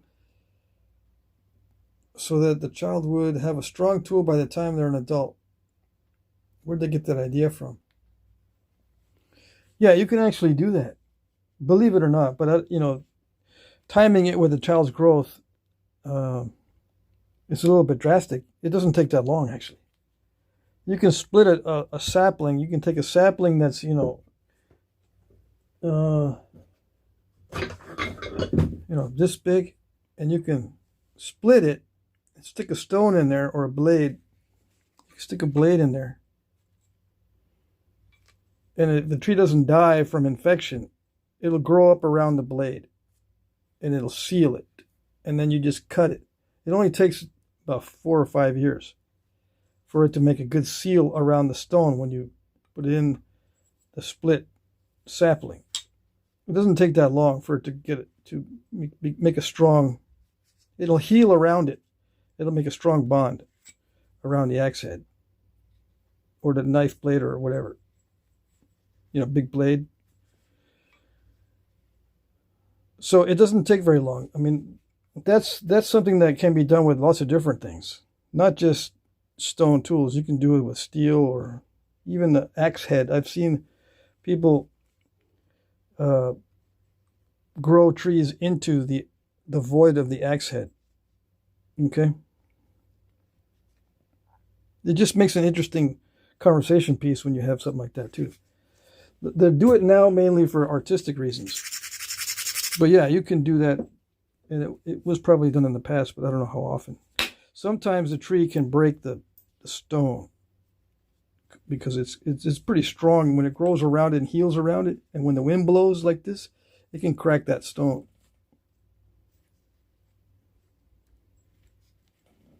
Anyways, that's why they used to make the stone axe heads out of ground stone and not chipped stone. The ground stone is more durable. It won't break like a napped blade.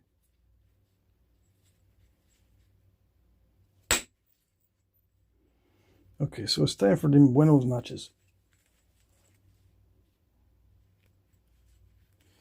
The Feathered Frontiersman says, because of you I tried steel tools. Let's see. Just for the fun back then. I personally don't care for them. They are too mean.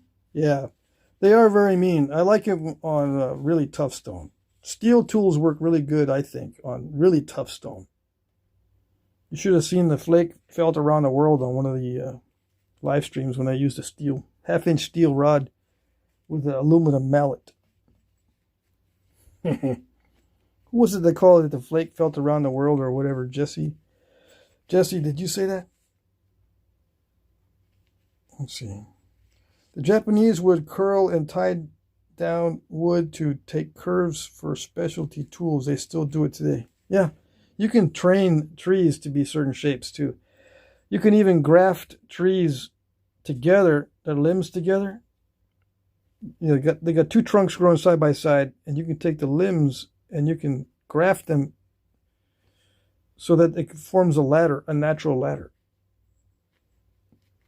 And you can either leave it there if you've got like a tree stand or whatever, or you can cut it down and use it as a ladder. All these branches are now grafted together, and it's all fused together. It's amazing what you can do with what they call grafting. You can graft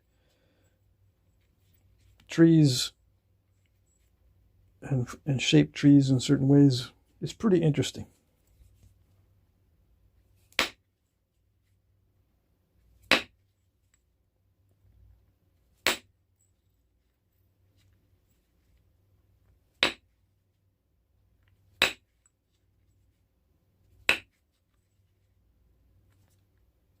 But yeah, it takes some years, you know, at least 3 years for any grafting to look good. It doesn't look good in the beginning, and you got to make sure it doesn't get infected. Just like a cut on a human or any animal. Trees, when they get cut, they also can get infected. Whenever I cut limbs off of my trees, I always patch, or I put pine tar over the cut so that the fungus can't get in there. Yeah. Pine tar that's used for horses' hooves. It works pretty good on trees when you cut a limb off, so it won't get infected. It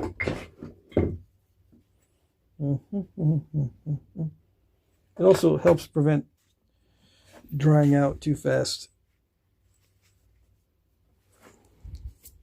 Hey, there's a little bug. Haven't seen very many bugs this year, which is good, yes, but it's still kind of weird not to see many bugs.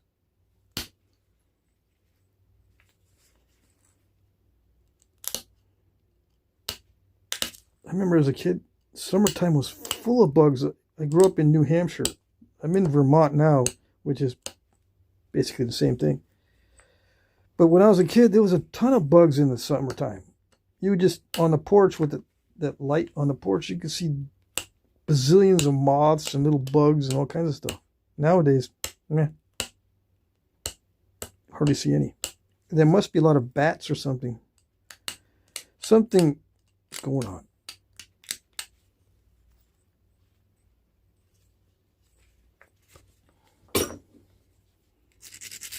I don't hear any bats.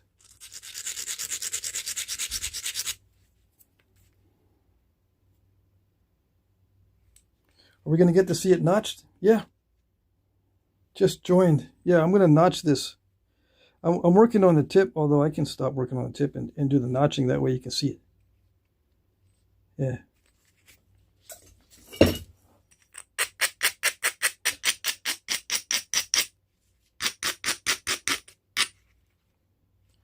Maybe I should do some basal notches.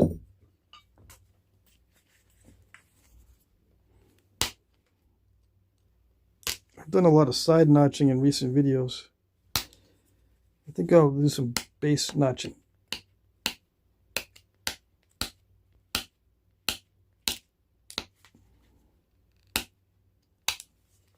Or basil notching. Not to be confused with oregano notching. Yeah.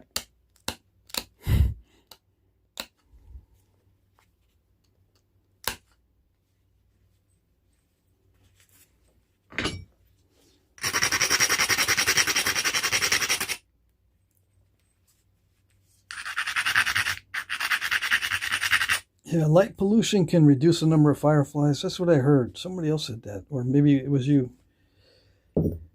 Explore Florida. Maybe that was you last time. Yeah, I heard about the light pollution reducing the amount of fireflies.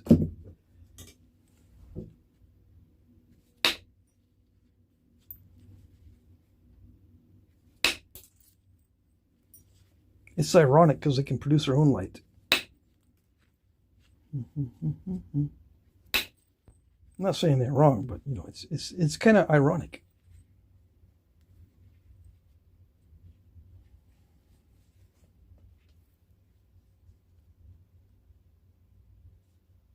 Crafting authentic tribal arrowheads. I don't know about authentic because these are just, if I get close to what an artifact looks like, it's called a reproduction. It's not called authentic. It's called a reproduction of something authentic.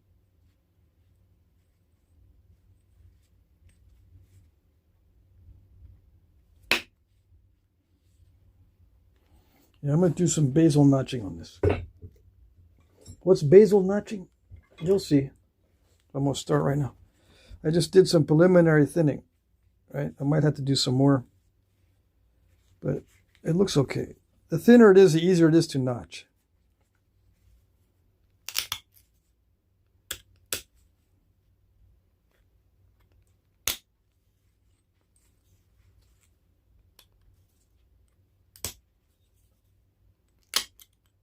So that's just a nail hammered flat, a little bit flat, and then ground down the rest of the way. I think this one is a 20-penny nail, or whatever nail fits in this commercial grade. Pressure flaker I get off of one of the websites that offers knapping tools. I think I got this one off of flintknappingsupplies.com. Yeah. A while ago I got this. There are various sites you can get knapping tools from. I just got this because I like the grips.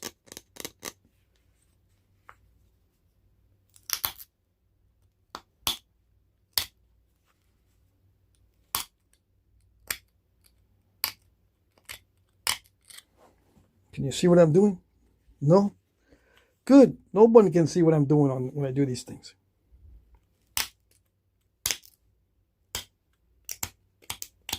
I'm just going to, I call this crunching in the notches. Okay? Most of the time I'm using the front of this, what I call a spatula tool. But sometimes I'll use the corner and push down the corner of the tool. It's kind of rounded. I usually have it rounded because it gets rounded really fast anyway, so I don't want to keep making it square on the edges. Some guys, they will, you know, every time they pop a flake out, they'll readjust and reshape the point of the tool because it gets messed up. I let it get worn down a lot before I mess with it. Take off that burr or that jaggedy edge. Yeah. Anyways, Yeah, so I just push inward with the front of the tool. And downward, inward and downward. And it depends on how it's going. If the stone responds to more inward, I push more inward. If it responds to more downward, I push downward. So it just depends with your experimentation how you're supposed to push.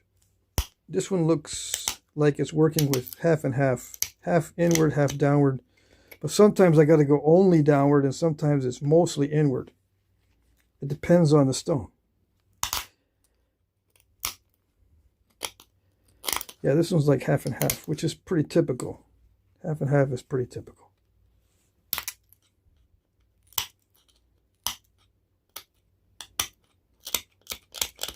And I tend to expand the notch as I go in.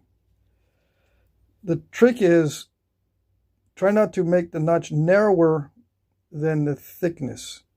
If the notch is narrower than the thickness, you're going to run into problems. If the notch is wider than the thickness, it's going to be relatively easy. Now this is more narrow, I think. Well, maybe not. I'm not running into problems because I guess it's about the same. But if I was trying to make it too narrow for the thickness, it would be very difficult to keep going. It stalls. There's something called stalling in the notching, right? It just won't continue. You won't be able to push off more flakes. That's called stalling. It gets all crunchy down in the bottom. That means it's too narrow for the thickness. Now, how do you get over that? Make 1,000 notches, and you'll get used to not stalling it. That's the only way. Or you can cheat and file it. That's the cheating way.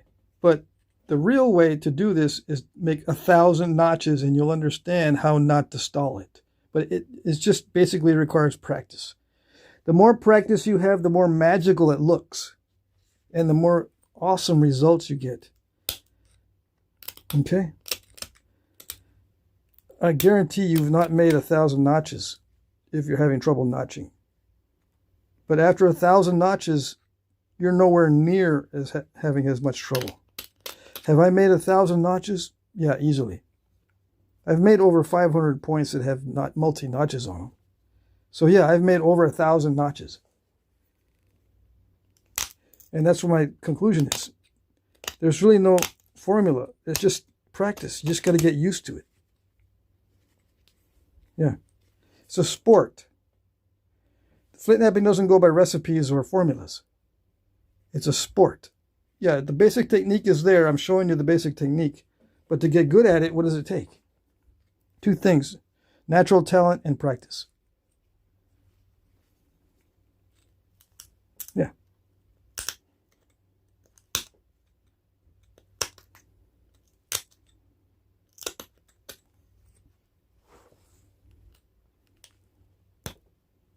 So I think that's as far as I want to go.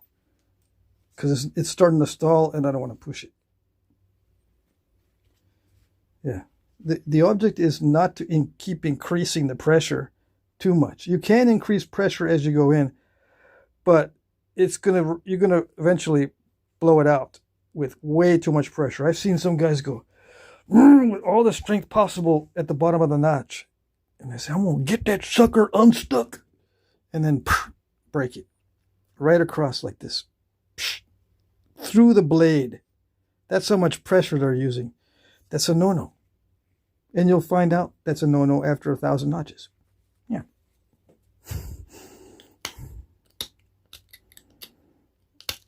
Yeah.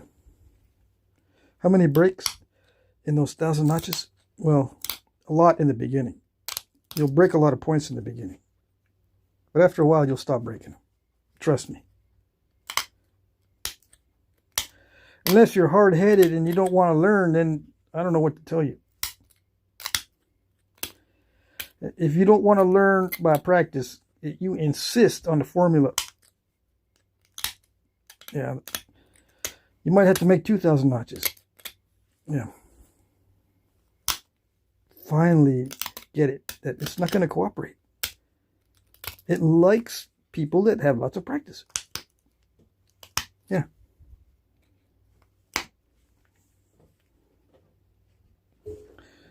It is getting kind of dull though.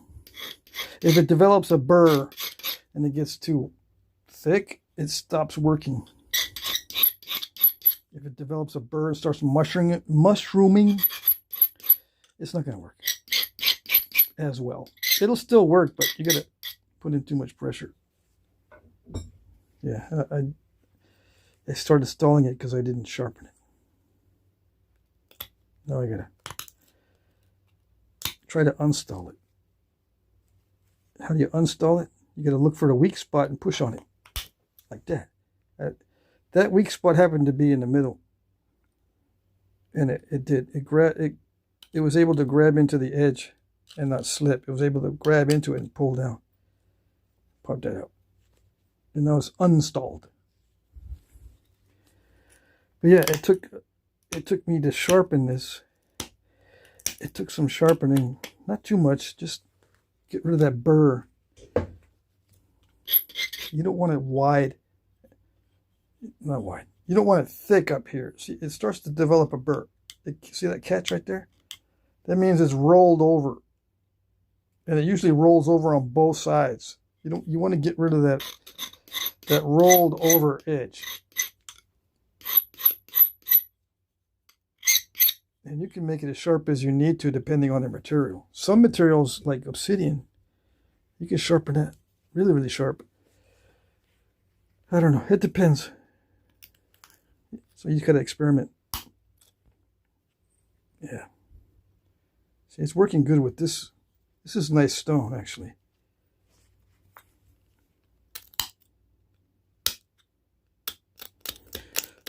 So to shape it, I use the corner.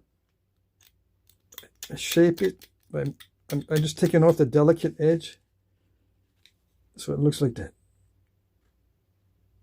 It can't be too delicate. It's ready for me to push. So I'm going to push in the middle.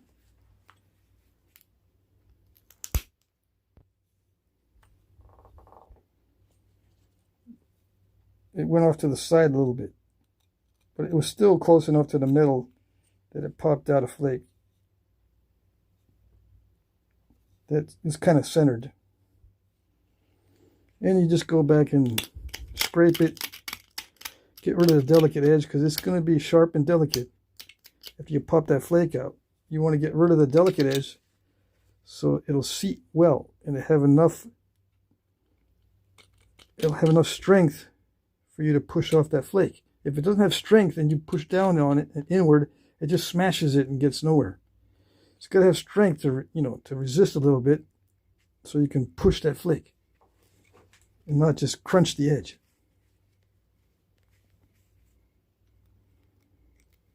Inward and downward. It punches out that flake.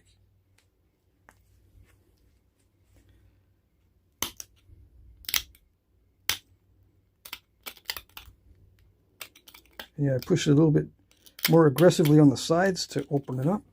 I push aggressively on the sides, and a little bit on this part, and flip it over. See, the center line of that edge down at the bottom of the notch is low. It's lower than center. It's slightly lower. See, it's just, this is the center line. Now this is just slightly lower. It's probably like a 64th of an inch lower because it's so thin. You don't have much room to work with. So when you look at it, it's just very slightly lower, and it's also kind of cockeyed, crooked, but it doesn't matter too much. Okay, all right. It'll still work.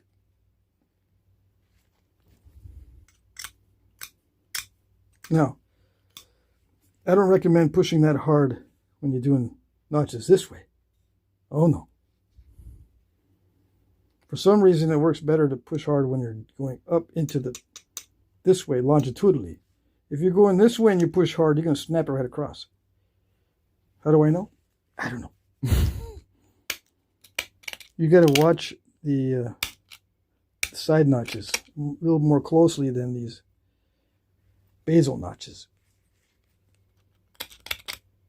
watch your force. Don't use too much force on the sides, because you're going to creep in and you're going to say, man, this is working pretty good from the side.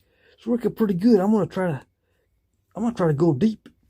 And then psh, there it goes, right across the neck. See this, when you're going in here, you're not going to snap it across there. It's going to snap this way, or it's going to snap that barb off.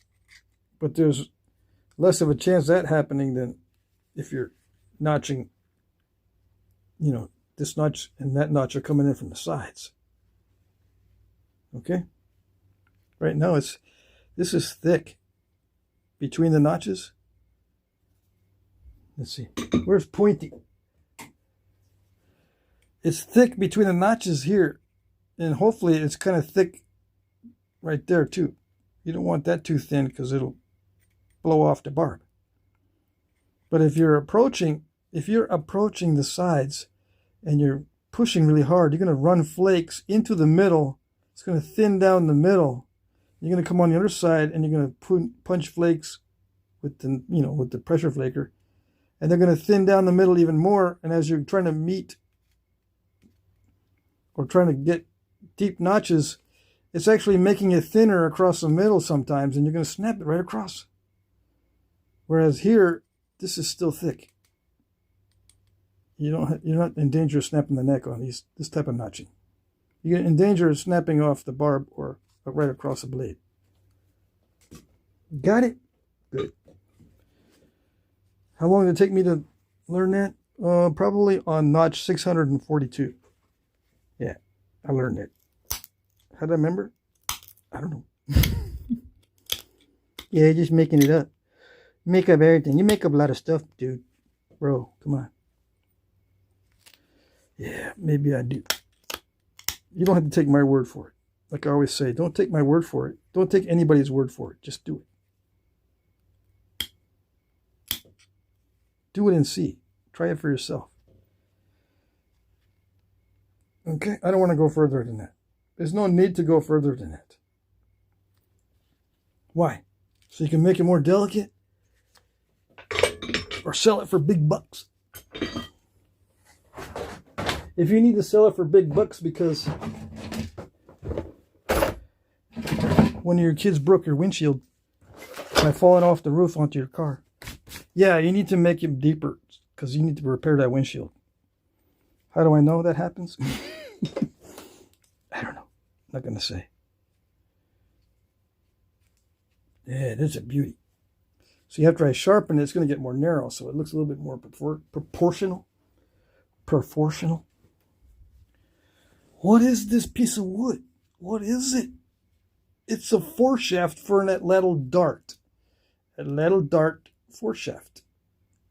They don't just attach that to the main shaft. The arrowhead is attached to a foreshaft, which is inserted into the main shaft. How do they get the hole in the main shaft? You ever see those stone drills? You can make the hole in the main shaft with a stone drill. That's what they use the stone drills for them foreshafts. Does it make sense? This is a reproduction of one of Ishii's arrows, except he used blue instead of black on his paint jobs.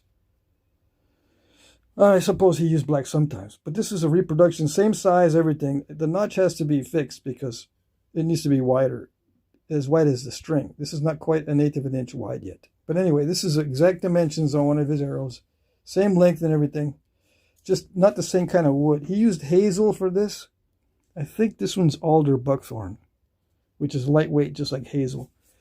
And he used some kind of desert ironwood or some weird heavy wood for the foreshafts. I think this is cherry, which is one of the heaviest woods that I have here in my backyard. So that's what I used. But yeah, it's a reproduction of one of Ishii's arrows. I think it's a total length of 29 inches. Anyway, he only draws it to this sinew wrapping. He didn't draw it all the way to the tip like we do nowadays. Okay, just draw it to there, and the foreshaft sticks out beyond the bow. I think this is like a 24-inch draw. Something like that. Anyways. Too much information, I know. Too much information. Got it. People are only here for the napping. They don't want to hear nothing else. I've heard that before too. Just shut up and do the napping. Bro, come on. You should know better. How old are you? Yeah. Where is my light so I can look at the translucency? Let's see. Oh, I know it. There it is. Yeah, it's got some. It's got some translucency. Look at it. It's got little speckles. They're so cute. And little light spots. What is that? There's eyes looking at me. There's an alien in the stone. Oh no, look at that. He's looking right at me.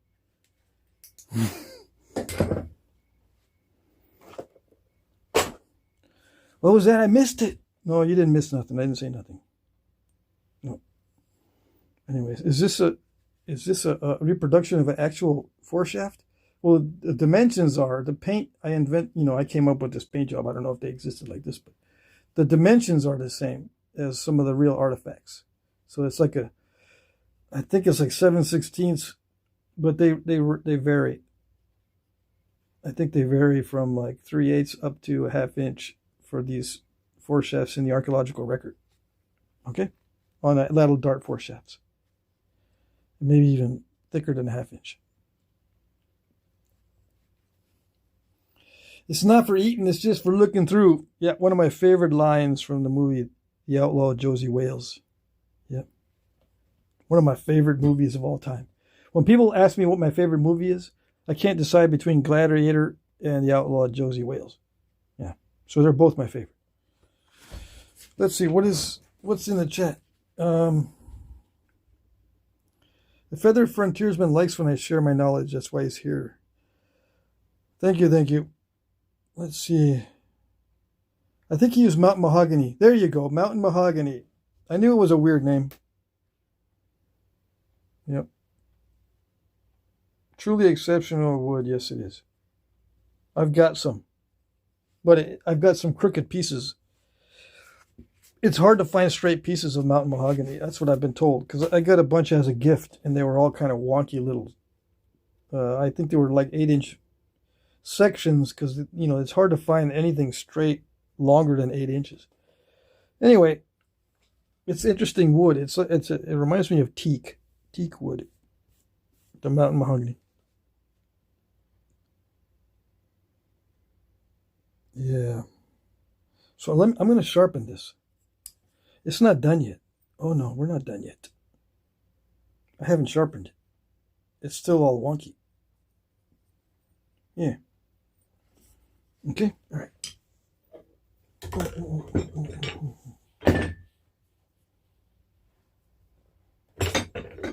Almost put away my stuff. So how do I sharpen this? Well, I got to grind the edge first and get a lot of people upset that don't know. They're always asking me, why do you have to grind it and make it dull? It's like it doesn't make no sense. Why you dull it? It's supposed to be sharp. Sharp, sharp, sharp. Sharper than sharp. It's supposed to be like the sharpest stuff in the universe. And there you go, dulling it. This doesn't make any sense. It's just ridiculous. Yeah, I know. You'll get it. You'll get used to it. You'll get used to the ridiculousness. So I got to thin this down and sharpen the edges and, make them a little straighter. Just for looks. They don't have to be all that straight. But for looks, they do. People like straight edges. I don't know why. I think it looks cool either way. Wonky or straight. Don't matter. But anyways. I'm going to make it straight. I'm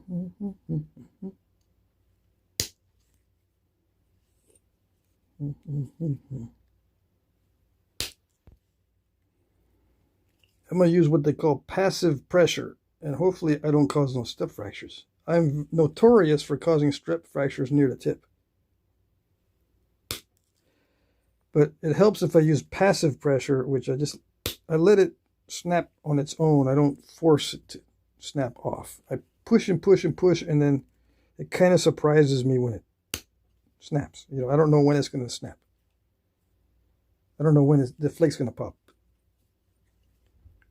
I just push until the flake pops. Okay. That seems to be the best strategy, because if I force it, I tend to get little step fractures. I can force the downward stuff because it's not as susceptible to step fracturing if I just force it downward to trim the edge a little bit. But if I want to push inward, yeah, I gotta wait for that flake. Don't force it. But yeah, if I make a step fracture mistake, you know why.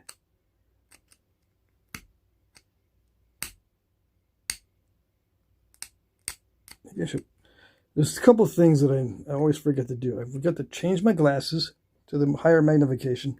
Let me do that. And I don't sharpen this tip enough. Yeah. I think it's sharp enough, and I try to make doo-doo with what I got, but it's not a good policy. Not with the tips, anyway. So, yeah. Sharpen this up. And it's not going to be perfectly sharp. It's just the surface area on the very tip has to be small enough to get the flakes I want.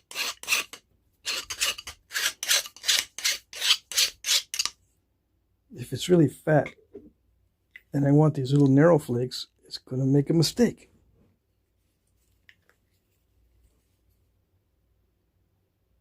Yeah, I can see now.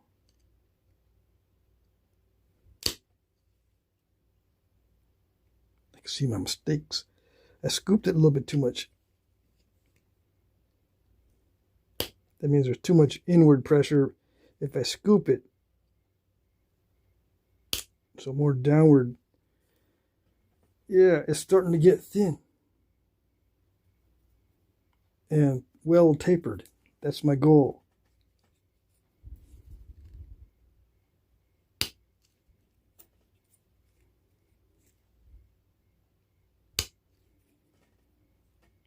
Yeah, like that.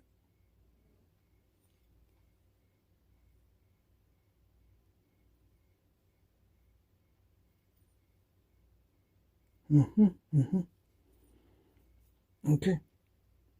So I just go down the rest of the edge and pick off the dull spots.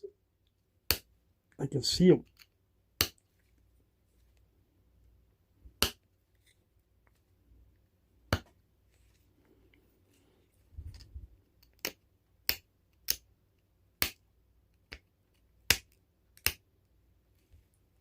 Can you see where the dull spots are? Wherever it's not jaggedy, you can see it's ground down. That's a dull spot. But if it's kind of jaggedy, that means it's been chipped and it's sharper. Now I'm doing it the lazy way. I'm just downward pressuring most of this stuff. But if I really wanted to get it sharp, I need to push inward a little bit to scoop out the edge for a hollow ground effect. Make little scoop outs with the pressure flaker to thin down the edge.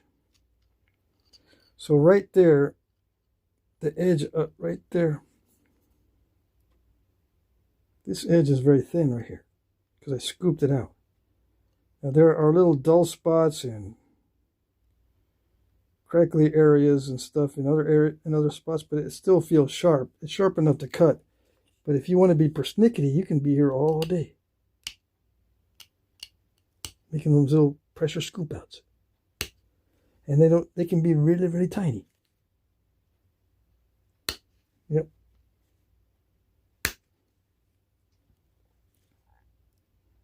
For a little tiny arrowhead. And just wait when you make little bitty arrowheads that are the size of a dime and try to do this.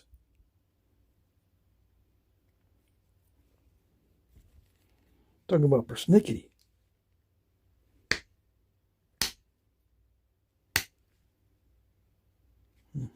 Mm-hmm. Yeah, see, that edge was too delicate to push on it, so it just crushed. I thought I would be able to get that dull spot, but no. I mean, I got the dull spot, but it didn't get it without crushing it. Come on, it doesn't focus. Focus on everything except that. See, I crushed it because it wasn't dull enough. It's got to be dull first before you can push a flake off effectively.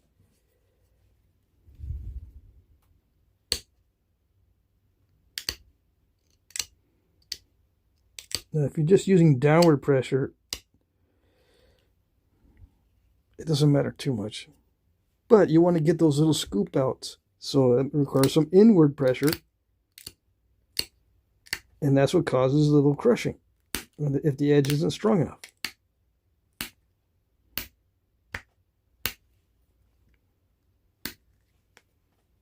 I got to be careful with the barbs because you can snap them off doing this. If you put too much pressure down here, it'll snap everything off.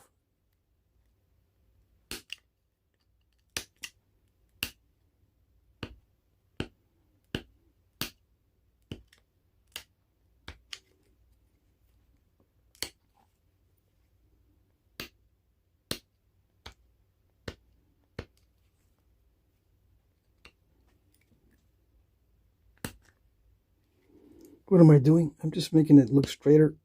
I don't know. It's not necessary.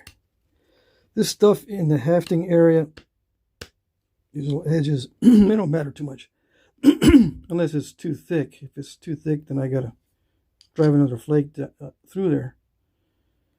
But it's just barely. I mean, there's there is some friction in there because it's hitting the side of the notch right there. I could run another flake in through here to get rid of that bulge right here, but I like it there because that strengthens the point. Right? It's a little bit tight on the notch. How do I know how wide to make the notch? Just from experience, I know how wide. I got to make sure there's enough wood on the side. That's what I go by. It's got to be enough wood on the side to be strong, right? Strong enough to hold it. So that's what I use as a gauge. Just after making a lot of these. Yeah. Anyways. If I start to explain that, that's another rabbit hole. We went down some rabbit holes last time. Last live stream, I think.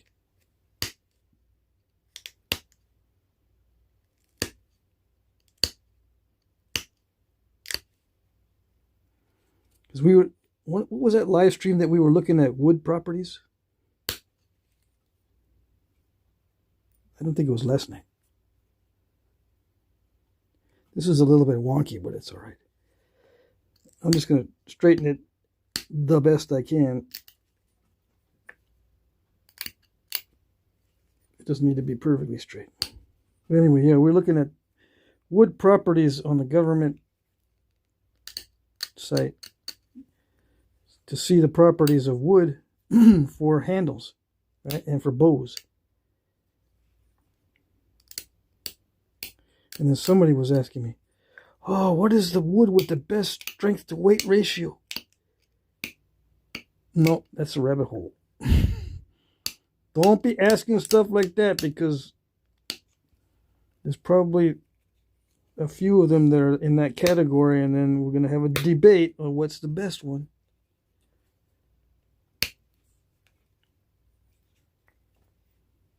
And sometimes the answers are surprising, and they say, no way, it can't be that wood. That wood's stinky. All I use that wood for is to line my pig pen after I mulch it. Yeah. Mm-hmm.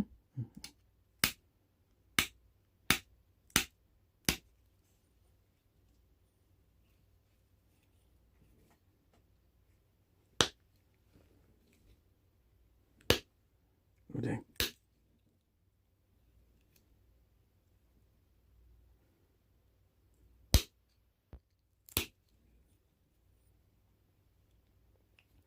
Some of the woods like spruce have a good strength to weight ratio. Some of us are old enough to remember the spruce goose airplane. Well, spruce, man, I put that through the shredder and use it on my chicken coops. Spruce ain't good for nothing except Christmas trees. I know.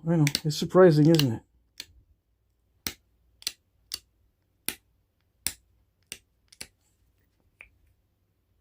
Actually, I think it's fir that's used for Christmas trees. Okay.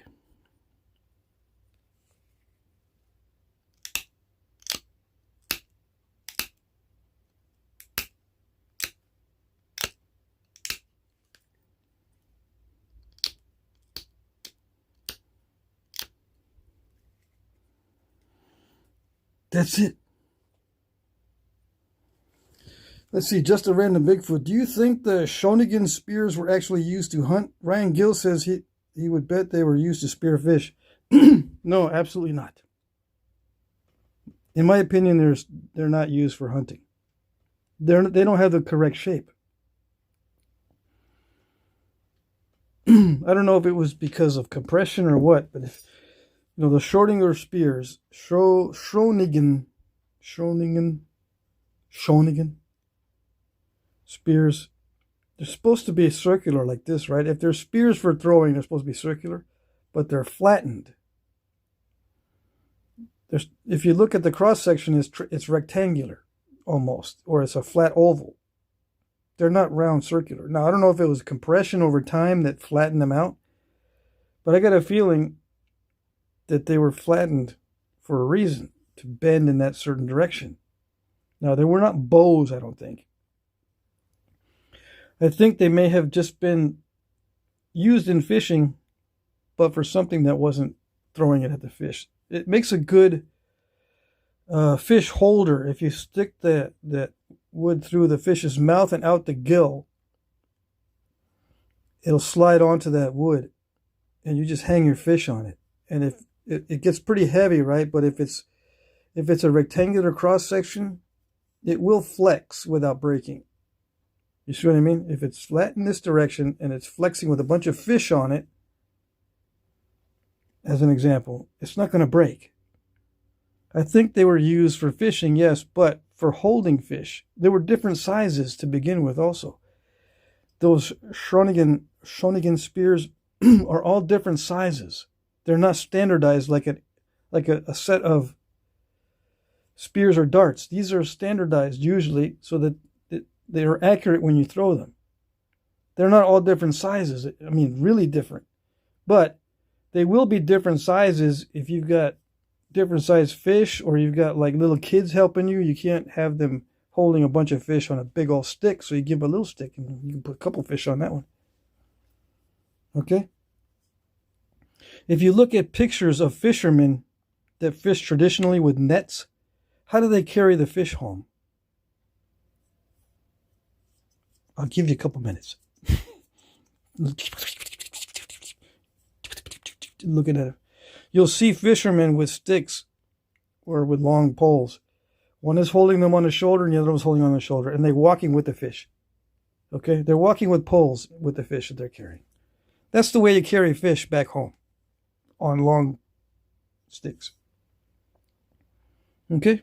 Some of them might have ropes, and you have a needle with a rope, and you rope through the fish, and you just sling it over your shoulder. But most of the time, you're carrying it on poles, because you don't want those spines from the fins and stuff touching you. You want the fish away from you when you're carrying them home, in most cases, okay? That's what I think they were for carrying fish. They don't have the cross sections for spears. And they were sharpened at both ends, like a javelin, which, is fine. But sharpening them at both ends means you could insert the fish from either side easily. Okay? That's what I think they were for. Chris Lithic says he kind of figured out the inward pressure thing tonight. Only one step fracture. Sweet! I wish I could claim that. I got a little bit of crushing going on with that.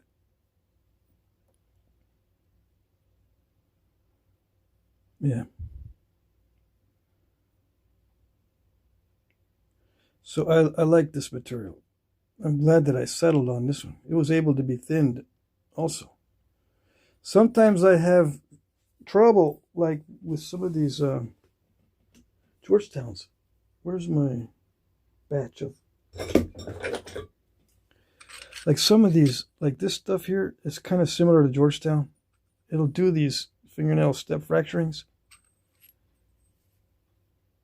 These two look pretty good, but this one would probably going to give me some trouble. It's not a Georgetown, but it's similar. But see, it has already started the fingernail step fracturing. This one didn't do that to me. It has little bitties, but they're not a big deal. Sometimes I can just pick those out.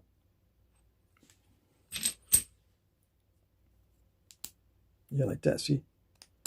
It's not a big deal. The terminations on these are nice and feathery.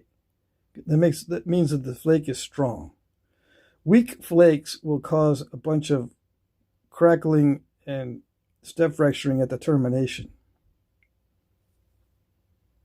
But these are strong flakes. Yeah. Okay. So that's it. I'm going to say goodnight. We can work on these. Well, tomorrow's challenge night, right? So, I don't know. We'll work on these some other time. Where is it? I have a basket full of bifaces. I might just thin these down and sell them as bifaces. Refined bifaces. Sometimes I sell those in the auction. Okay. I'm going to check the chat. I've checked it already, but I think it's going by kind of fast now. Let's see.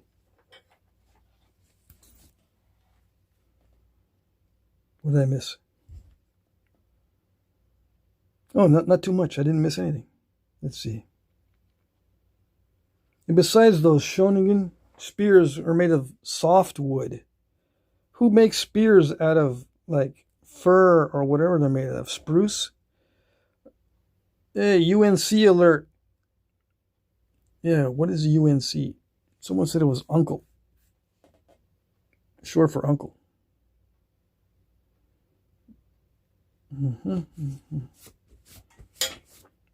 Yeah, UNC, I mean, it sounds like unnatural nighttime curmudgeon or something. Let's see, what that variant, okay. Scientists say those spears have javelin-type aerodynamics, but if you look at those Shoningen spears, would you want to throw... Come on. Would you want to throw them? I don't know. No, they're too lightweight. You don't make spears out of softwood, right? They're either spruce, pine, or fir, or something like that. They're made out of softwood. Pinion wood. Pinion something or other. I can't remember what they're made out of. But they're not hardwood. What's a traditional wood used for spears in Europe for thousands of years? Ash wood was used for spears for thousands of years. Now, back then, they didn't have very many hardwoods in that particular area because it was partially glaciated, right? I mean, there's not very many hardwoods because the weather was too drastically cold or something. So they used softwood, but you wouldn't use softwood for spears. It's ridiculous.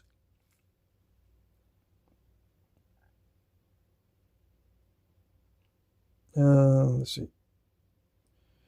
Eric says, I found a native arrowhead, quartz arrowhead production site. After looking for heads, I found a silver vein. Oh, dang. A vein of silver is awesome. Don't tell nobody. Yeah, they're crooked too, those spears.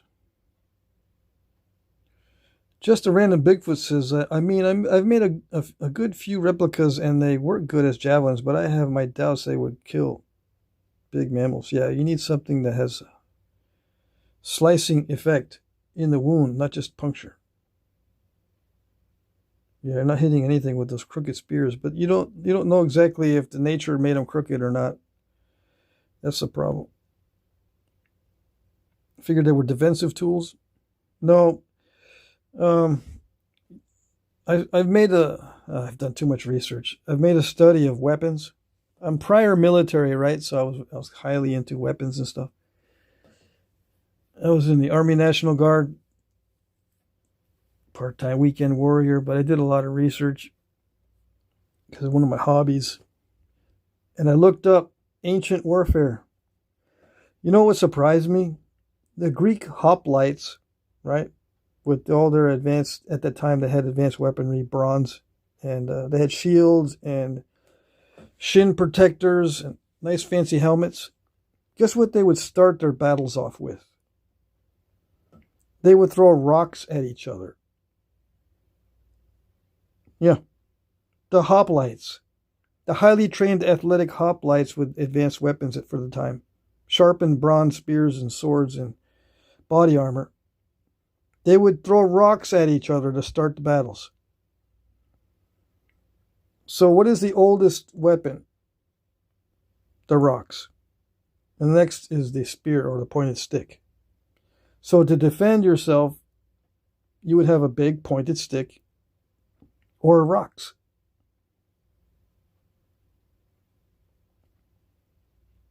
Thank you for your service. Oh, you're welcome. I don't consider myself a veteran because I was only part-time weekend warrior. They say I'm a veteran, but oh well. But thank you.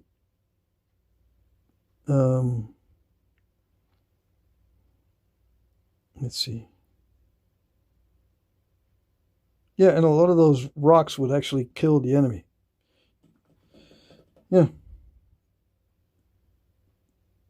And when they did one-on-one duels, they would start the duel with rocks too.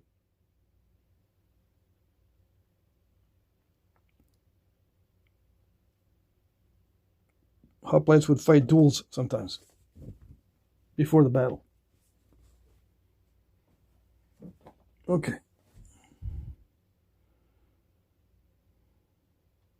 Anything else? Anything else? Hi there. When heat treating with a turkey roaster, what would you suggest as far as prep of the roaster before placing any stones in it? Just insulate the lid and install a temperature gauge. I have a video on it. Just type in Jack Crafty heat treat or Jack Crafty heat treat, and it should come up with some videos where I discuss the turkey roaster setup. Let's see. What's it like to pay another person to build your knapping tools for you? Says the feathered frontiersman. It's awesome. It saves me time. I really don't like making my own tools. Hey, Bill Taylor stopped in for a little bit. Let's see. Speaking of rabbits, do you have any on your property?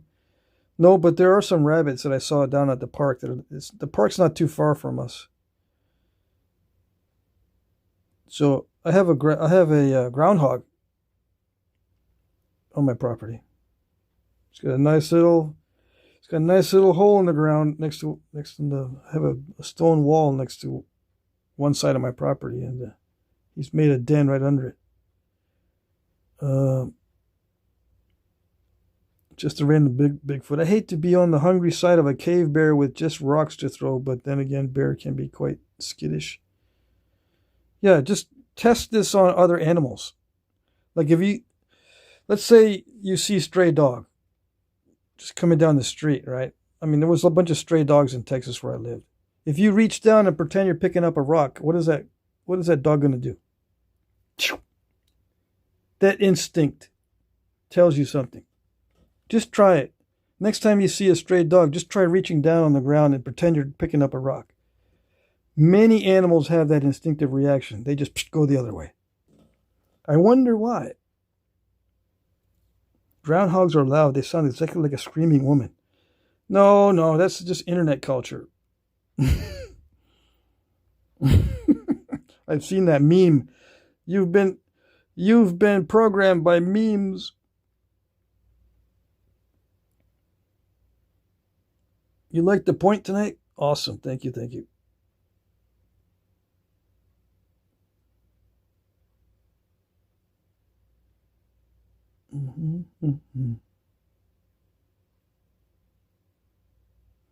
Okay, I think that's it. Yeah. If I go back far enough, you're talking about AI, so I've already read those. Yeah, that tree sapling type thing. Okay. All right. We'll see you tomorrow night. I have a live stream every night. So tomorrow is a challenge night, so I pick something challenging to nap with modern tools. Okay. We'll see you then. Good night. Bye-bye.